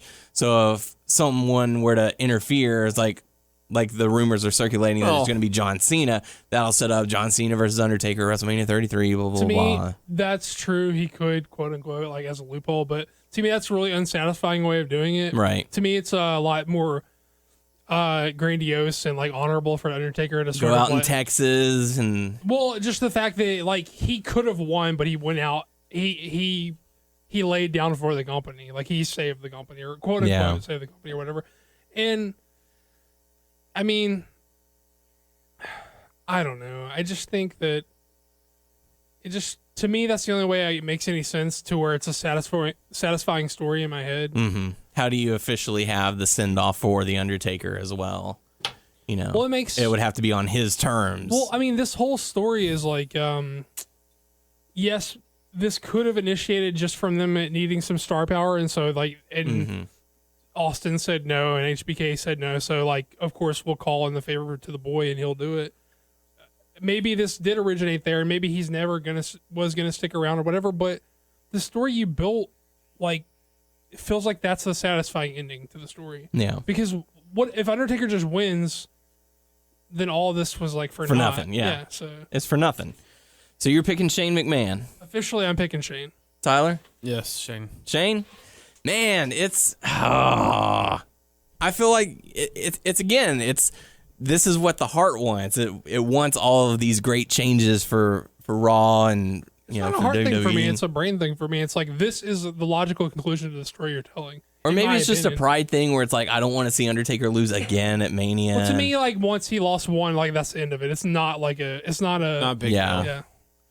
I'll go with Shane as well. Just I feel like they ratings wise and all of that, like he said whenever he originally returned, the ratings have continuously declined. They've got to do something to start bringing people back. I feel like this could be. I don't know if that was still helping or not. It might not be a huge impact, but they will see some people start to tune back in and be like, oh, they're it's not just going to be the Triple H and Stephanie McMahon show where they come out and talk 3 times per episode. They still may talk a lot. I mean, they'll still talk, and Shane will come out, but it'll be for different reasons. Well, see, I really, really don't. I mean, I know he's been here consistently now, but that's because he has to be. Mm-hmm. I really don't see Shane on Raw every week. Honestly, he's got his own like business ventures. Yeah.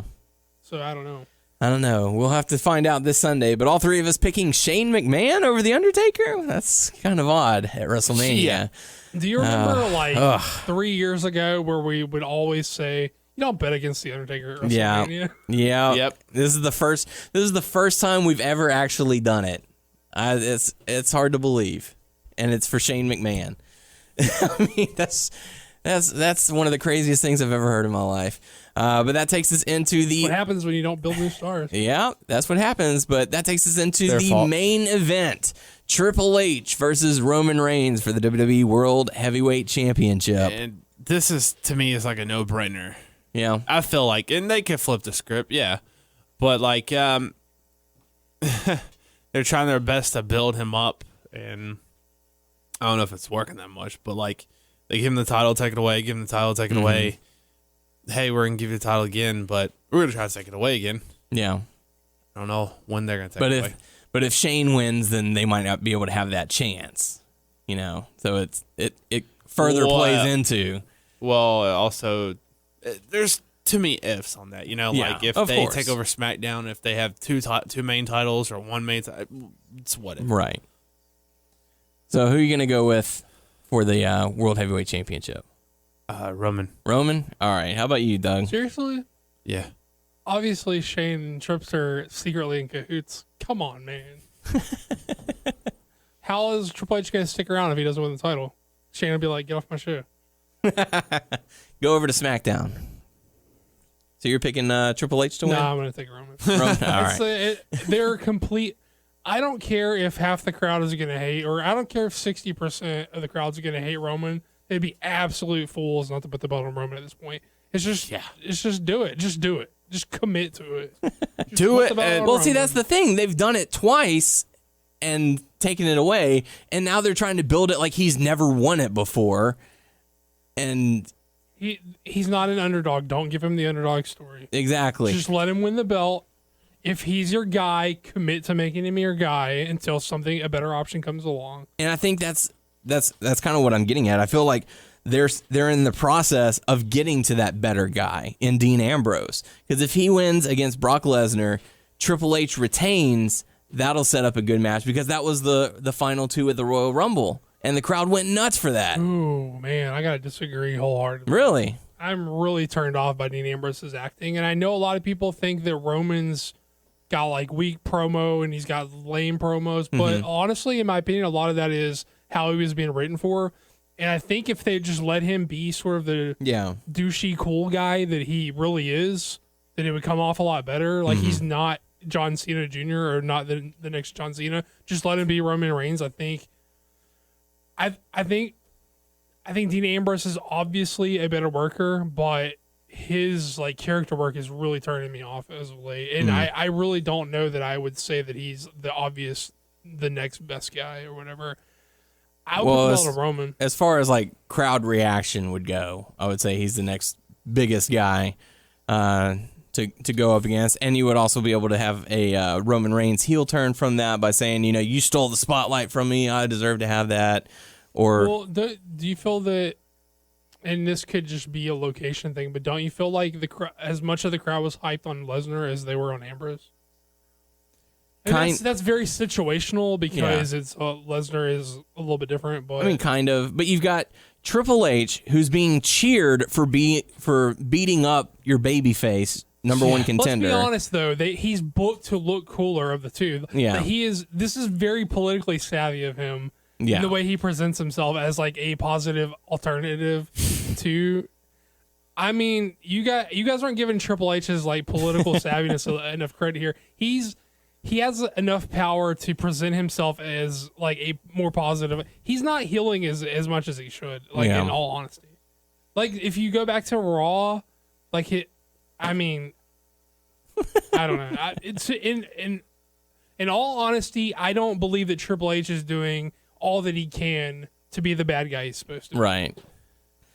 That is sabotaging Roman. That's part of the reason why I'm thinking they might be leaning towards having Triple H retain. Well, yeah, I mean it's like, look, we tried with you. You're not connecting with the audience for whatever reason. They don't want you to be the guy. So we're gonna go this different route and give Dean a chance. Maybe he could win. And then you go after him, and then that feuds go on until we see Seth Rollins return. And this is what I think is going to happen. Roman's going to win because I think he has to at this point. Yeah. The crowd is going to react poorly. They're not going to, especially for where they're at. I think they're going to turn him heel and match him up with Dean as a babyface coming off of a big win off of Lesnar. Yeah. Oh. And I think that 60% of the people who hate Roman Reigns right now are gonna sing his praises within 2 months of him being a heel. We'll have to see. That's a bold prediction on my part. Yeah, I just wanted to, I wanted to give you guys my thoughts on where I think they could go. Would I be surprised if that were to happen? Absolutely not. But I feel like this is WWE. They're gonna go with what they want. They're going to pick Roman Reigns, and so that's going to be my pick as well. So I think all three of us unanimously picking Roman Reigns to win. So as much as I don't want to see it, I think it would be a little better for the other way around. I'm a little disconnected at this point, but And it's not that I necessarily feel Roman has grown on me a whole bunch. It's just that I don't like passionately have a problem with him as the guy anymore. Yeah. So, yeah, I don't know. We'll have to see this Sunday on the WWE Network. And I do have to say, those were some great picks. Those were some great picks. Those are some great picks. Those are some great picks. That's 4. Those were some great picks. Fine. No, stop. Those are some great Stop picks. it. Those Stop are it. some great picks. We're out of time. Picks that were so great. Picks for that. No. So you put it in right there? Yeah, that's where it went. How did it feel? It felt good. A little, I got to tighten it up a little bit. It's a little, a little loose for my liking, but I'll get it. Some Kegel exercises. What? Huh? Anyways, let's talk about Lucha Underground. Had Aztec Warfare 2 last week. Very enjoyable. Very enjoyable show. episode. Yeah, I liked it. Got to see Rey Mysterio debut. See Marty the Moth. The first thing was Phoenix. like Phoenix. Who was it? Prince Puma? Prince Puma was there. No. Yes. It was Phoenix, Pentagon Jr. and Pentagon Katrina. Jr. was not in the match. No. The first promo. Oh yeah. At the beginning. Yeah. Katrina says you're not in, you're not invited and all that stuff. And deal with it. He says I don't fear anything, all that stuff, and he did that, and really wasn't too much to it. Like Katrina dimmed the lights with her superpowers, and then she disappeared. Was she all like, "I'll show you the divide in our class"? What? Nothing. Huh? I don't know what that one. I said, was she all like, "I'll show you the divide in our class"? And then she spanked him. All right. I didn't catch the show, so I just added one again. She had a strap on. Whoa. All right, so let's talk about the matchup. What'd you think? Hour. Yes. No, it was fun from beginning to end. Yeah. It was highly entertaining. It started off with Phoenix, Rey Mysterio, King Cuerno was the third one. After that, I don't remember what was the Yeah, third there one. was a lot that came in after that. There was about 18 others that came in. Oh, dude, it was highly enjoyable. A lot of stuff played into different storylines and people that, came across each other throughout the season so far. I was kind of shocked at how fast they eliminated Mil Muertes. Yes. Like, that was pretty quick. You spent half of the season building him up as this monster, this demon guy, this unbreakable, mass of a man, and then he goes out in like 30 seconds because he got attacked by, I guess, everyone, and then Pentagon attacked him, and then everyone else took care of him, and he was like, okay, you're in, now you're out. Congratulations. Joey Ryan handcuffed himself. He was the smartest one until the end. Until the end, yeah. Until the end, he handcuffed himself to the rail. Yeah. But he kept on getting shot. People would take shots at him throughout the whole match, so that was pretty funny. Yeah. Yeah, no, it was got to see Marty the Moth. Yeah, he was creepy. Yeah, a little bit. The matchup itself was a lot of fun. Dude, Rey Mysterio was taking some hits. Yeah, he was. Oh my gosh. Yeah. Like big time. Like straight up, I don't know. It was just really cool looking. We got to see all 20 members come out and join the Aztec Warfare. We got down to about 8 people left in the ring, I want to say. And then Dario Cueto showed up and said, "This is my temple. I'm taking it back. And there's going to be a 21st entrant into Aztec Warfare. My brother." And so, oh, shit, it's Matanza Cueto, which is weird. It should just be Matanza. But anyways, he comes in, completely wrecks shop. Everybody turns their focus to him. Yeah. And oh my gosh, like they did it perfectly, like the moves and stuff. And it was just devastating. Like even everything he did was like, everything was devastating. Even those, who was it? Was it Aerostar? Who was it that was doing like the reverses? Like they were doing like some sort of cradle and like trying to pull him down. It wouldn't work. Mm-hmm. So they flipped to the back of him and try to like pull him down. I forgot what that movie was, but nothing worked on him and stuff. And just people would hit him and nothing would work. And they really made him come in and look like a monster. Yeah, look like a beast. Like the German suplexes that he was doing to fools. It was just, oh my gosh. Yeah, pretty devastating stuff. I did crack up a bit at Chavo Guerrero walking over at Dario, and he's like, "Yeah, come on, we'll be allies. I'll get in there and help him." And Dario's like, yeah, sure. And as Turns soon as he around, gets in he's the like- ring, he's like, kill this guy.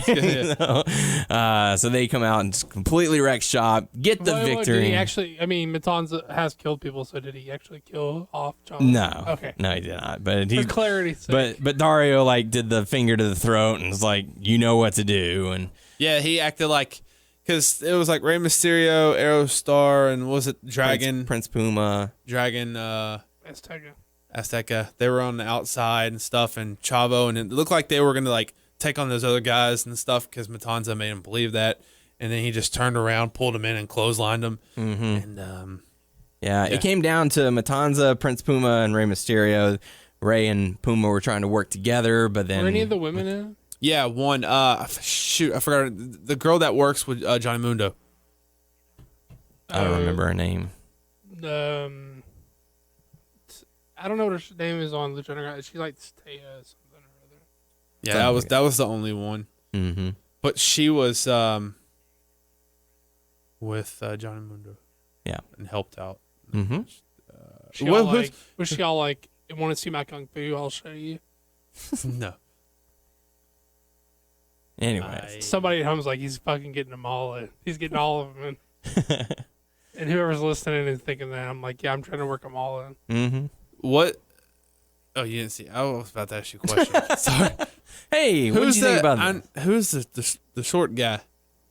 I don't remember. I forgot his name. I didn't see the show. Obviously, Anyways, Matanza ends up defeating Rey Mysterio to become the new Lucha Underground champion. It came down to Ray and him. Yeah. Matanza, yeah. I'll tell you who was taking some pretty crazy bumps too was Jack Evans. Everyone. I mean, Jack Evans. Yeah. Then didn't Mundo put Cage through the glass? Yep. They've been breaking windows left and right on that show. Yeah. There was people in that office because they put the blinds down. Yeah. They're like, trying who to have was a that conference here. Yeah. Who's in that office anyway? Don't I worry thought that was about it. Katrina's. Don't worry about it. Maybe it was the remaining. I always liked in the it's the past remaining season disciples of death. I always loved in the past season when they put someone through the window and like Dario Cueto's like on the phone. I'm like, it's like, dude, why you breaking my window? I got important stuff to talk about. But yeah, good news. Dario Cueto's back and it's, awesome. Yeah. So we'll have to see how it all plays out later on. So good stuff. And now, Total Divas with Doug and Tyler. Mostly Doug. No wonder people call you fat on Twitter. Shut up! I have to say, I feel like a real diva. You are a grown-ass woman. Hi again. It's Total Divas time with Tyler. Just Tyler. But Doug can guess what happens because we know the formula on Total Divas. So you stand in my way, I will kill you. Yeah. I am trying to think of leave a funny one for the end. Really not too many funny ones, really. So a fan meets up with Paige and Alicia Fox, and he's a big fan of them and that stuff. But I forgot how that came to be, if you want a contest or whatever. But maybe he was just really creepy, and he was just like, "Hey, I want a contest. You're supposed to meet me." Probably so. He wanted their help to come out to his parents. The contest winner? Yeah. So he entered a contest. I don't know if it was a contest. I don't really remember. Maybe they just happened to meet her. But they said yes, that they would help him. Would they? Alicia Fox and Paige. Okay. Now I'm on the same page as you. Sorry. Well, Paige was super excited about that. And then she was talking to... Why was Paige so excited? She loves her fans. Anything she can help a fan with, she's excited about. So when she's not being the most annoying fucking person on the face of the planet, she's like really into helping her fans? Yeah. Cool. That's how they build up this episode. Cool. She was like, in my spare time when I'm not being... Yeah, they showed this clip of her, like, a past clip or something of her, like, talking to a fan and, like, hugging her and about something. And, like, I don't remember this shit. So later on at a show, wrestling show, and backstage, she's like there with Natalia. Shoot, what's her name? The lady that announced. I forgot what's her name. Renee. Rashida the Turbulent Wind. No. No. Renee Young. Remember the name well. I will remember that. I'm playing a game for somebody. Somebody somewhere's listening and is liking my game. He's shaking his head. No. No one's listening. Yeah, no one You're listens right. to our show. No one's listening to this. But they're saying like, that's crazy that you're gonna be there. What if like it goes bad for that guy and y'all are there? And Isn't that a very personal? Wouldn't you feel like that's a very personal experience? For someone just you barely know to tag along to. Yeah, and that's how they're trying to tell her. That's Did he asked her to be there? Okay, I guess that makes sense if he asked. Because I think out of Alicia Fox and Paige, I think he liked Paige more. Like Foxy was just there. I don't know. So story of her career. Yeah, that's true. So the other girls kind of like changed her mind, Paige's mind, so she's freaked out. She don't know if she really wants to do it because it could go south. It could go sour, and she don't want to be there if that happens and all that stuff. And there's this one clip. I think I walked out and I came back in. They were at like some person's house. I don't know who, but they were talking to some guy, and I swear he said, I thought his dad came out. I don't know, but he says he was with his dad when he came out to his dad. I don't know. And then he said he wasn't with a good his experience. dad when his dad came out to his grandpa. Yeah. Okay. I guess when he was younger. Okay, I got you. And I was trying to make sure I was following you. Yeah, sorry I didn't say it right. And he goes, it was a weird experience. And he goes, they didn't get along for like 40 years or something like that, or until he passed away or something like that. At the end, it was fine, but that freaked her out. But because also the guy's family, the guy they're helping or whatever, his family is a big Christian family, and he always said, like, he said that he's afraid that they're gonna reject them and all that stuff and kick him out and all that stuff. But it turned out to be fine. They were okay. They had no problem with it. The parents had no problem with it. They all hugged. And how much of a work did it feel like? It was a major work. I felt like at the end. I don't know. It just felt like it was all set up. How they were there. Because also they told him like the guy was going to tell his parents that because he won who won the contest, and that he wanted to meet the WWE superstars and stuff like that, and they'll happen to be there when he would be talking to him. But I don't know. It just felt so set up. And that was the end of that storyline.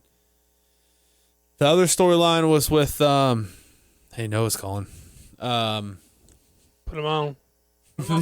Okay, we'll put him on blast. We want him on?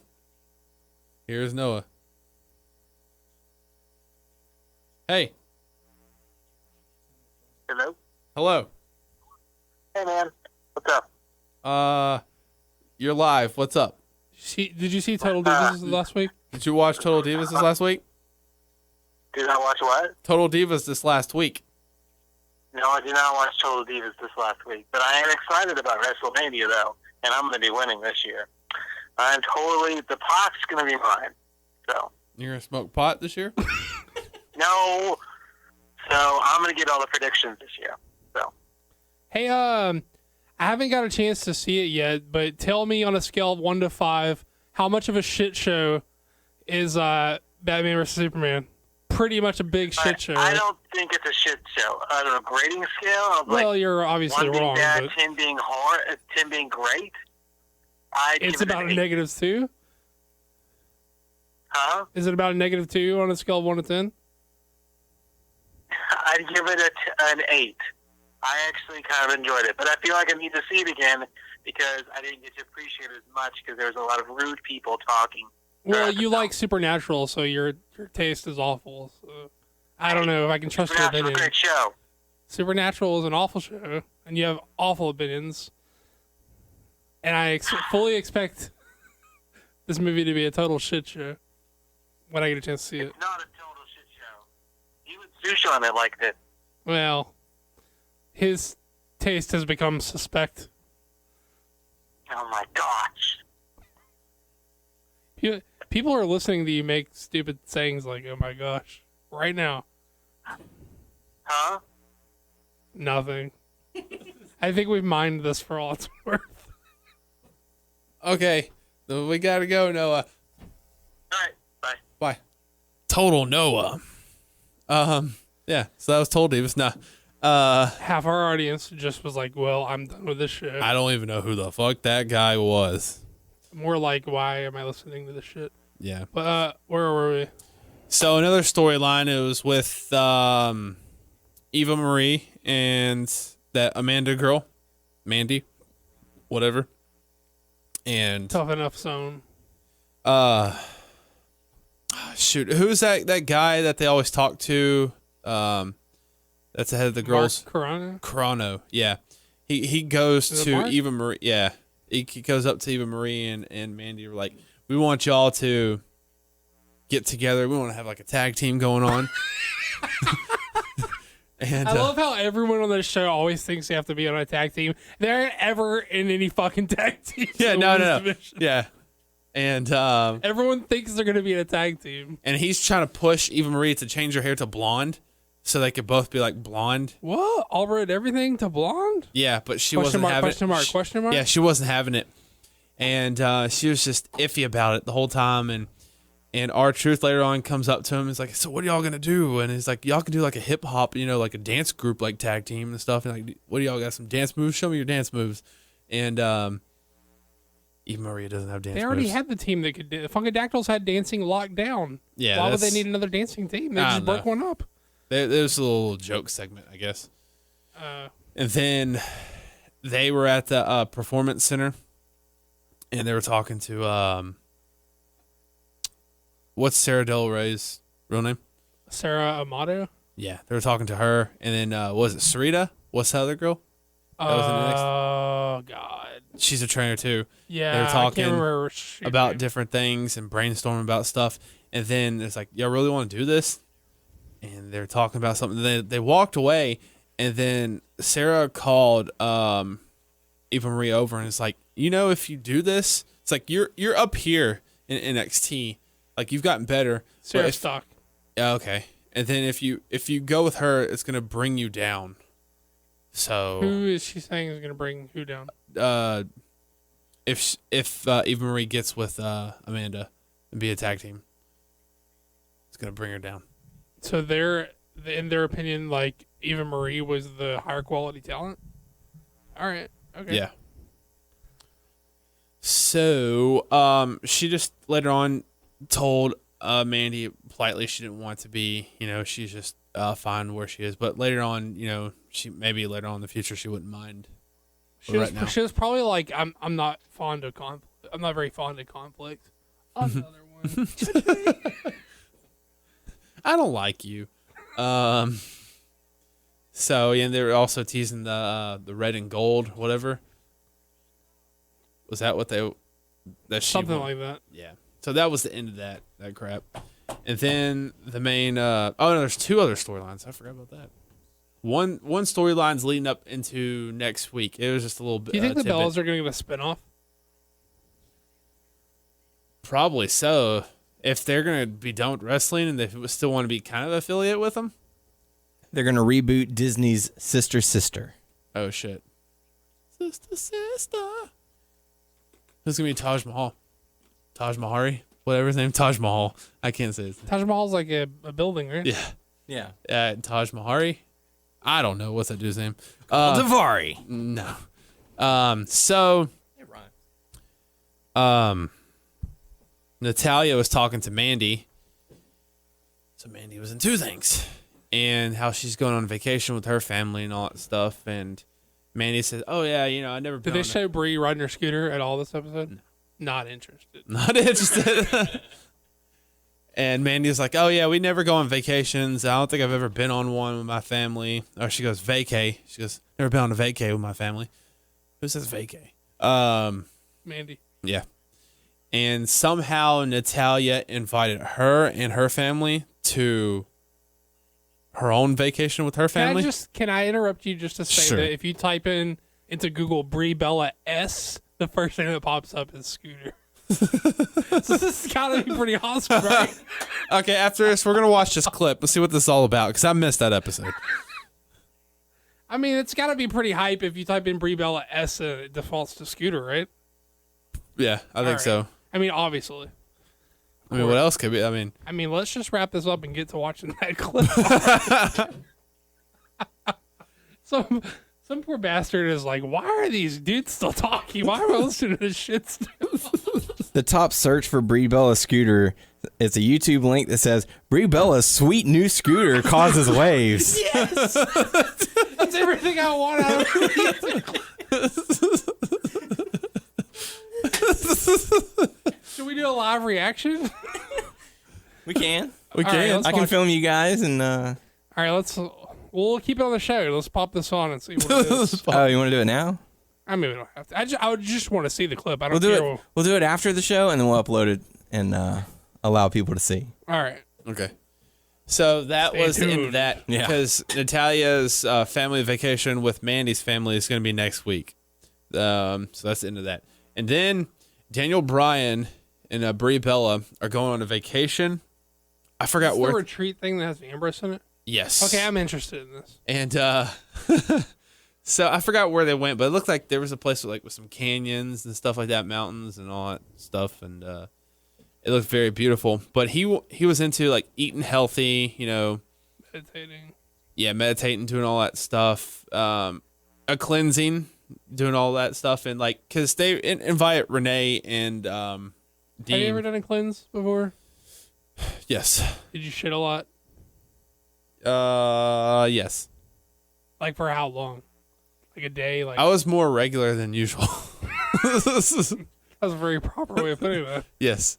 I mean, it was like one whole day you're just gonna like shit your colon out for like a few days. I mean, really? Well, I didn't do that type of because there's also a cleanse like if you're about to get a colonoscopy or whatever like that, they'll clean you out. But I did the thing like I'm still eating like healthy stuff, but I can't eat certain things. Well, that's not cleanse, bro. I thought cleanse was like you could have some juice or something. There's different types of cleansing. It sounds like you took the coward one. The coward one? I don't know. So the first thing they do. Oh, okay. Also, JJ and his wife are there, and the house is. It looks beautiful. It's a nice house. And, whose house is this? Some house that he rented out. Wherever they. Yeah. Okay. Very, very nice house. And so they go to this tent. I don't know. It's like a teepee. And they're just meditating. And then, like... How big of a teepee? This is enough for, like, 10 people. That's a big fucking teepee. That sounds like a little outside tent for, like, a garage sale or something. Probably like a little awning or something. Teepees are that big? How big is a fucking teepee? Not that big. Teepees are not that big. Big as the sky, big as your imagination. I don't know a lot about teepees, but I'd imagine they're a little bit smaller than 10 people. Yeah, they're usually small. I mean, I don't want to offend anyone. Why would you offend someone about teepees? I'm like ignorant of like Native American culture, and I don't want anyone to get the wrong idea that I'm like making fun of it. I didn't assume that teepees could fit 10 people in them. I guess they can though. Okay, good. And they were doing like meditating and all that stuff, and then like they're hitting a gong. Like the guy that they met was hitting a gong while everyone was meditating. And then this guy got some horn and it sounded like and like JJ I was watching the audio spike when he did that. JJ, his wife, Dean, and Renee were all laughing, and Brian was trying to take it serious and all that stuff. And I did a search for a teepee, and the first one that popped up is a 12-foot. I don't know if it's 12 foot long or 12 foot tall size teepee. 12 foot tall, I could fit some people in it, but 12 foot in like diameter or width, that would seem like not 10 people, you know? I don't know. Obviously, I don't know what I'm talking about. I apologize. Continue your story. Next day, I don't know if it was that night when they got back or the next day, but like he was trying to eat healthy, and like everyone was eating like chimichangas and like Mexican food, and Daniel Bryan's like, this is not healthy food. Like we playing, because Daniel Bryan want everyone to do what he was doing, and he was kind of getting frustrated at people and stuff because it's supposed to be a weekend of cleansing. Hey man, and it's meditation. his fucking TP. Follow his rules. So they were supposed to go somewhere, and I forgot. Time to make the fucking chimichangas. Some with a Buddha, I don't know where they were going, but like Renee Young and like everyone else are like, yeah, I just want to stay around the house and like just chill because it's a pretty house and drink booze. And yeah, and Daniel Bryan's like, whatever, do whatever you want. I'm gonna go do this. So later on, he comes back. Was he all like, this is why I got the best like retirement send off in wrestling history, and you fucking chumps are on this stupid reality show? Was he like that? That's how I should have been. Yeah. And he did the DX chop, and he said, "Suck it." But no, he was pissed. And then later on, they showed everyone about to get in the pool, and Bree wanted to go get Daniel Bryan because he was in his room, and it was like 8:00. He wanted to go to bed because the next day they were leaving, and Bree was like, "Don't be a party pooper, and like just come outside and get in the pool." And he didn't want to, but later on he came out and he was all fine and stuff, and he was judging like a cannonball contest with everyone. So did he get it about right? Like, was he right on with his picks for the cannonball? Yeah, like how he's a talented man, obviously in many respects.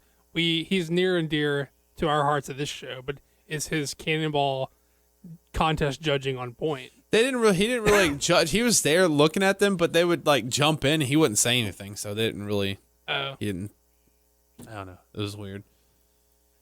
And that Maybe was he's just pretty trying much, to get Brie off his back. Maybe. Yeah. Like, get off my dick, woman. Or get on my dick. One of those. According to nativeamericans.mrdonn.org, a teepee is a Plains Indian home. It is made of buffalo hide fastened around very long wooden poles designed in a cone shape. Teepees were warm in the winter and cool in the summer. Some were quite large. They could hold 30 or 40 people comfortably. God damn, that's a big teepee. Yeah. 15-foot poles were sometimes hard to find, but they became the people became very good at making sturdy poles, and they used them for trade. I apologize for my ignorance. I was not making fun of Native American culture. It was pure ignorance. According to Beavis, TP is for his bunghole.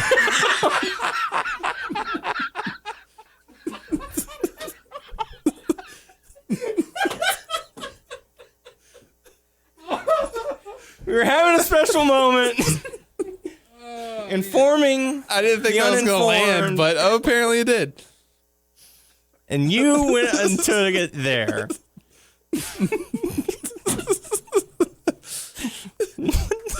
What kind of show is this? Wrap the show up. Jesus Christ. That was it. That was it. What are we doing? What are we doing? Are we still doing a show right now? Sure. Girl, bye. Thank God. Jesus. So with that being said, Lord. That being said, it's time to move into some hot topics. Luke Harper underwent successful knee surgery and is expected to return in late summer. God, you bastard. That doesn't happen often. I don't get both of y'all. For those of you who are interested in TNA, apparently Angelina Love's contract has expired, so don't know if we'll be seeing her or not. I thought I read online with the Ken Anderson stuff, like he failed like a one of those tests. They test him for drugs or whatever. The wellness policy? Yeah. That's what I thought I read, and they fired him. I read somewhere that like he was drunk. Oh, no, that was it. Never mind. Yeah, it was drunk. Yeah, that was it. Okay. That's what, I didn't know if y'all heard that or not. Yeah. It was I had. Final bit of hot topic news for TNA alums. WWE has reportedly reached out to Eric Young and Bobby Roode. No official word as to what the discussion was about or if either guy would be interested in going. I to read that WWE. they're more interested in Eric Young. Yeah, but it's just because of his age, I would think.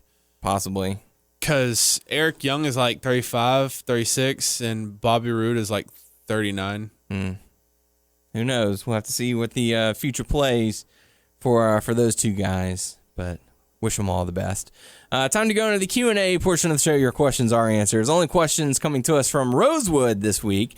Multiple questions for us, saying, awesome show, guys. Awesome show again, guys. Got a few questions I would like to hear your opinions on. I wonder if she thinks this particular episode. Oh, God. My buddy and I were talking about the Hall of Fame and how sometimes a superstar or diva's lifestyle choices can affect WWE's management decisions on whether or not they get inducted. So my question is, do you believe Chyna should be in the Hall of Fame at some point? And if not, should X-Pac be allowed in? In my opinion, I feel that Chyna should be inducted, but I understand the PG image, and there are certain things that WWE want nothing to do with, like the sex tapes or porn. But I also think that if they don't let Chyna in the Hall of Fame, then X-Pac should not be let in either, since since they have two sex tapes together. What do you guys think? No, I don't think that Chyna should be in the Hall of Fame, but it's strictly because I don't think that she had a Hall of Fame career, not because of any sex work or pornography or sex tapes that she's had. There is 1,000% a double standard as far as who they want to affiliate with because of outside of wrestling stuff. I mean, there is Mike Tyson was convicted of rape. He is in the Hall of Fame. It looks more and more this. It had always been this story that there was a lot of suspicion around Jimmy Snuka and that death, and now that it's been reopened, it looks even worse for him that there's a possible alleged murderer in the Hall of Fame. There was a lot of suspicion around. There's like a lot of crazy stories about Fabulous Moolah and the way that they ran all the girls, like how they mistreated and like ran this really kind of nasty camp about how they got all the women wrestlers into the business. Stone Cold Steve Austin has had a lot of domestic violence stuff. There is countless Hulk Hogan stuff. There is countless examples of not so great people in the Hall of Fame, and there is countless double standards. The real truth to this is that she used to fuck Triple H. That's kind of my opinion. Where this lands, and I have no problem with her having a porno or a sex tape or even doing sex work or anything like that. I don't view that as look at Sonny these days, you know? Yeah, but my opinion on that kind of stuff is the WWE had absolutely no problems selling these women as sex objects in the past. Until very, very recently, the WWE had no problem selling these women as sex objects. I mean, all the way, even all the way up to WrestleMania 24, they had that Playboy Bunny match, Bunny Mania with Snoop Dogg. But if these women take their lives into their own hands and sell themselves as sex objects, and WWE ain't getting a cut, it's a different story. So I think I agree with who's this? Rosewood. I agree that it's a bunch of bullshit. I don't think she's a Hall of Famer just because I don't think she's had a Hall of Fame career. I have a lot of one could argue, she was the first woman in the Royal Rumble. She was the first woman to win, what was it, the European Championship? Yeah, but they played a lot of that as a lot of her quote unquote pioneering intergender stuff is played as for laughs and stuff instead of super serious. I don't know. I would listen to an argument. I wouldn't be appalled if she was in. Right. I'm just saying I think there are more deserving candidates. Oh, of course. And, but under no circumstances do I personally feel like having a sex tape or pornography should. I think prevent you. X-Pac would get in there before. Well, X-Pac's more than likely going to get in because he's still buddies with Triple H, and he works there, right? He works for WWE. Right? No, he doesn't work with them. I do think there has been a lot of much to do about the way she sort of. I think she has every right to call them out on their bullshit and say, you say this about me, but look at everyone else in your Hall of Fame, or you say this about me, but look at this. I think she has every right to do that, but I think some people have said she's gone a little out there with the way that she's conducted herself in regards to it, and that's alleged. Not the most professional manner. That's possible. I don't know, but I think she's within her rights to be pissed off about it, and I agree that it's bullshit. Mm-hmm. So, but thank you for that question. They say another question I have is, have any of you guys figured out submissions in WWE 2K16? I'm sick and tired of beating the hell out of guys and then being tapped out to a Boston Crab when my guy has taken no punishment. I sort of put down that game. Yeah, me too. I still play it. I mean, I've figured it out. Like, I've gotten a little better with the submissions. You just gotta like go one way if you catch them, to go the other way when they turn around. You just gotta time it right. It sucks. It's not the best of the submissions, you know. But like, you know, work their legs or whatever body part, and then do your submission move, and just try to catch up. Like I said, I'm not the best of submissions, but or just try and run.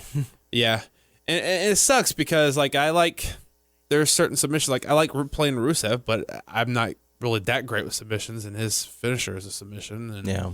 So I heard that if whenever I was still playing it, I heard that if you didn't have like limb target damage to red already, don't even bother trying to don't. Yeah, don't. As far as getting out, you just try and twirl the stick in the right way. I still play it. I'll probably play like at least a match or two a week. So nice. And then the final question is, who are your top 3 guys that you use in 2K16? Mine are Seth Rollins, Rusev, and Kevin Owens. Thanks for answering my question, guys. You're awesome. Make the podcast longer so my workday can go by faster. And holy crap, Johnny Ace married Mama Bella. Stepdad power. Oh, there was a part in Total Divas when they're at the table and they're talking about how Daniel Bryan and Brie Bella left Josie with that's a cute dog. Brie's mom and Johnny. Mm-hmm. And when they were leaving and they rolled down the windows. Can you imagine like Johnny Ace like with a plastic bag on his hand, like picking up dog shit? Pooping power. And they're just talking about how Josie's face, she was sad whenever they were leaving. I think that's a cute dog. Yeah. Whenever I was still playing it a lot, I really liked playing with Kevin Owens and Cesaro and Daniel Bryan and Sami Zayn. I think I play with those guys the most. Yeah. Like Tyler said, I like playing with guys like Rusev, but I didn't like that his finisher was a submission, and they're so weird about the submissions this year. I'm actually going to go with more than 3 people because I play with more than 3 people. Because I hardly play, and I don't really have a top 3 except for like created characters. Like Scrambles. The Scrambles. Cesaro, Kevin Owens, Cena, Orton. I like guys like Cena and Ryback because you can do the double stack like finishers. I like that a lot. Yeah. Samoa Joe, Finn Balor. Yeah, I play a lot of Finn Balor. Usually anybody who's new that year gets a lot of play from me just because they're new. And like, I know they're not like, it's cool to see Enzo and Cass's entrance, but they're not the coolest to play with. True. Who else? I mean, I just like, there's anyone I really will play with. I like to get the just mix up, do different storylines and stuff. And I was playing with some of the newer characters. Did you know that Dustin Rhodes, Goldust has Dustin Rhodes in it? He's a character. Neat. He's fun to play as. I know you probably like playing as Samoa Joe. Yeah. He's a champ right now. Nice. Yeah. All right. So there you go. Thanks for the questions. Make sure to... and Hideo Itami. Oh, very good. So there you go. That's going to do it for us this week. Make sure to submit your questions on our YouTube channel, WNS Video, also our Facebook page, WNS Podcast. Check us out on WrestlingNewsSource.com and WrestlingNewsSource.com on Facebook, and subscribe to our show on iTunes by searching Wrestling News Source Podcast. We're on Stitcher, Beyond Pod, and Player.fm. Just search Wrestling News Source Podcast to find us. I'll kick your ass. All right? Let's begin. You can follow us on Twitter at WNS Podcast. You can follow me on Twitter at WNS_Daniel. You can follow Tyler at Tyler_Abear. At home is playing along with me today. So that's going to do it for us this week. Hope you all enjoy NXT Takeover and WrestleMania. It's going to be a really fun show, and we'll see you all next week for the podcast crew. I'm Daniel Heron. I'm TP. Bunghole. I'm Doug. And we will check you all next week.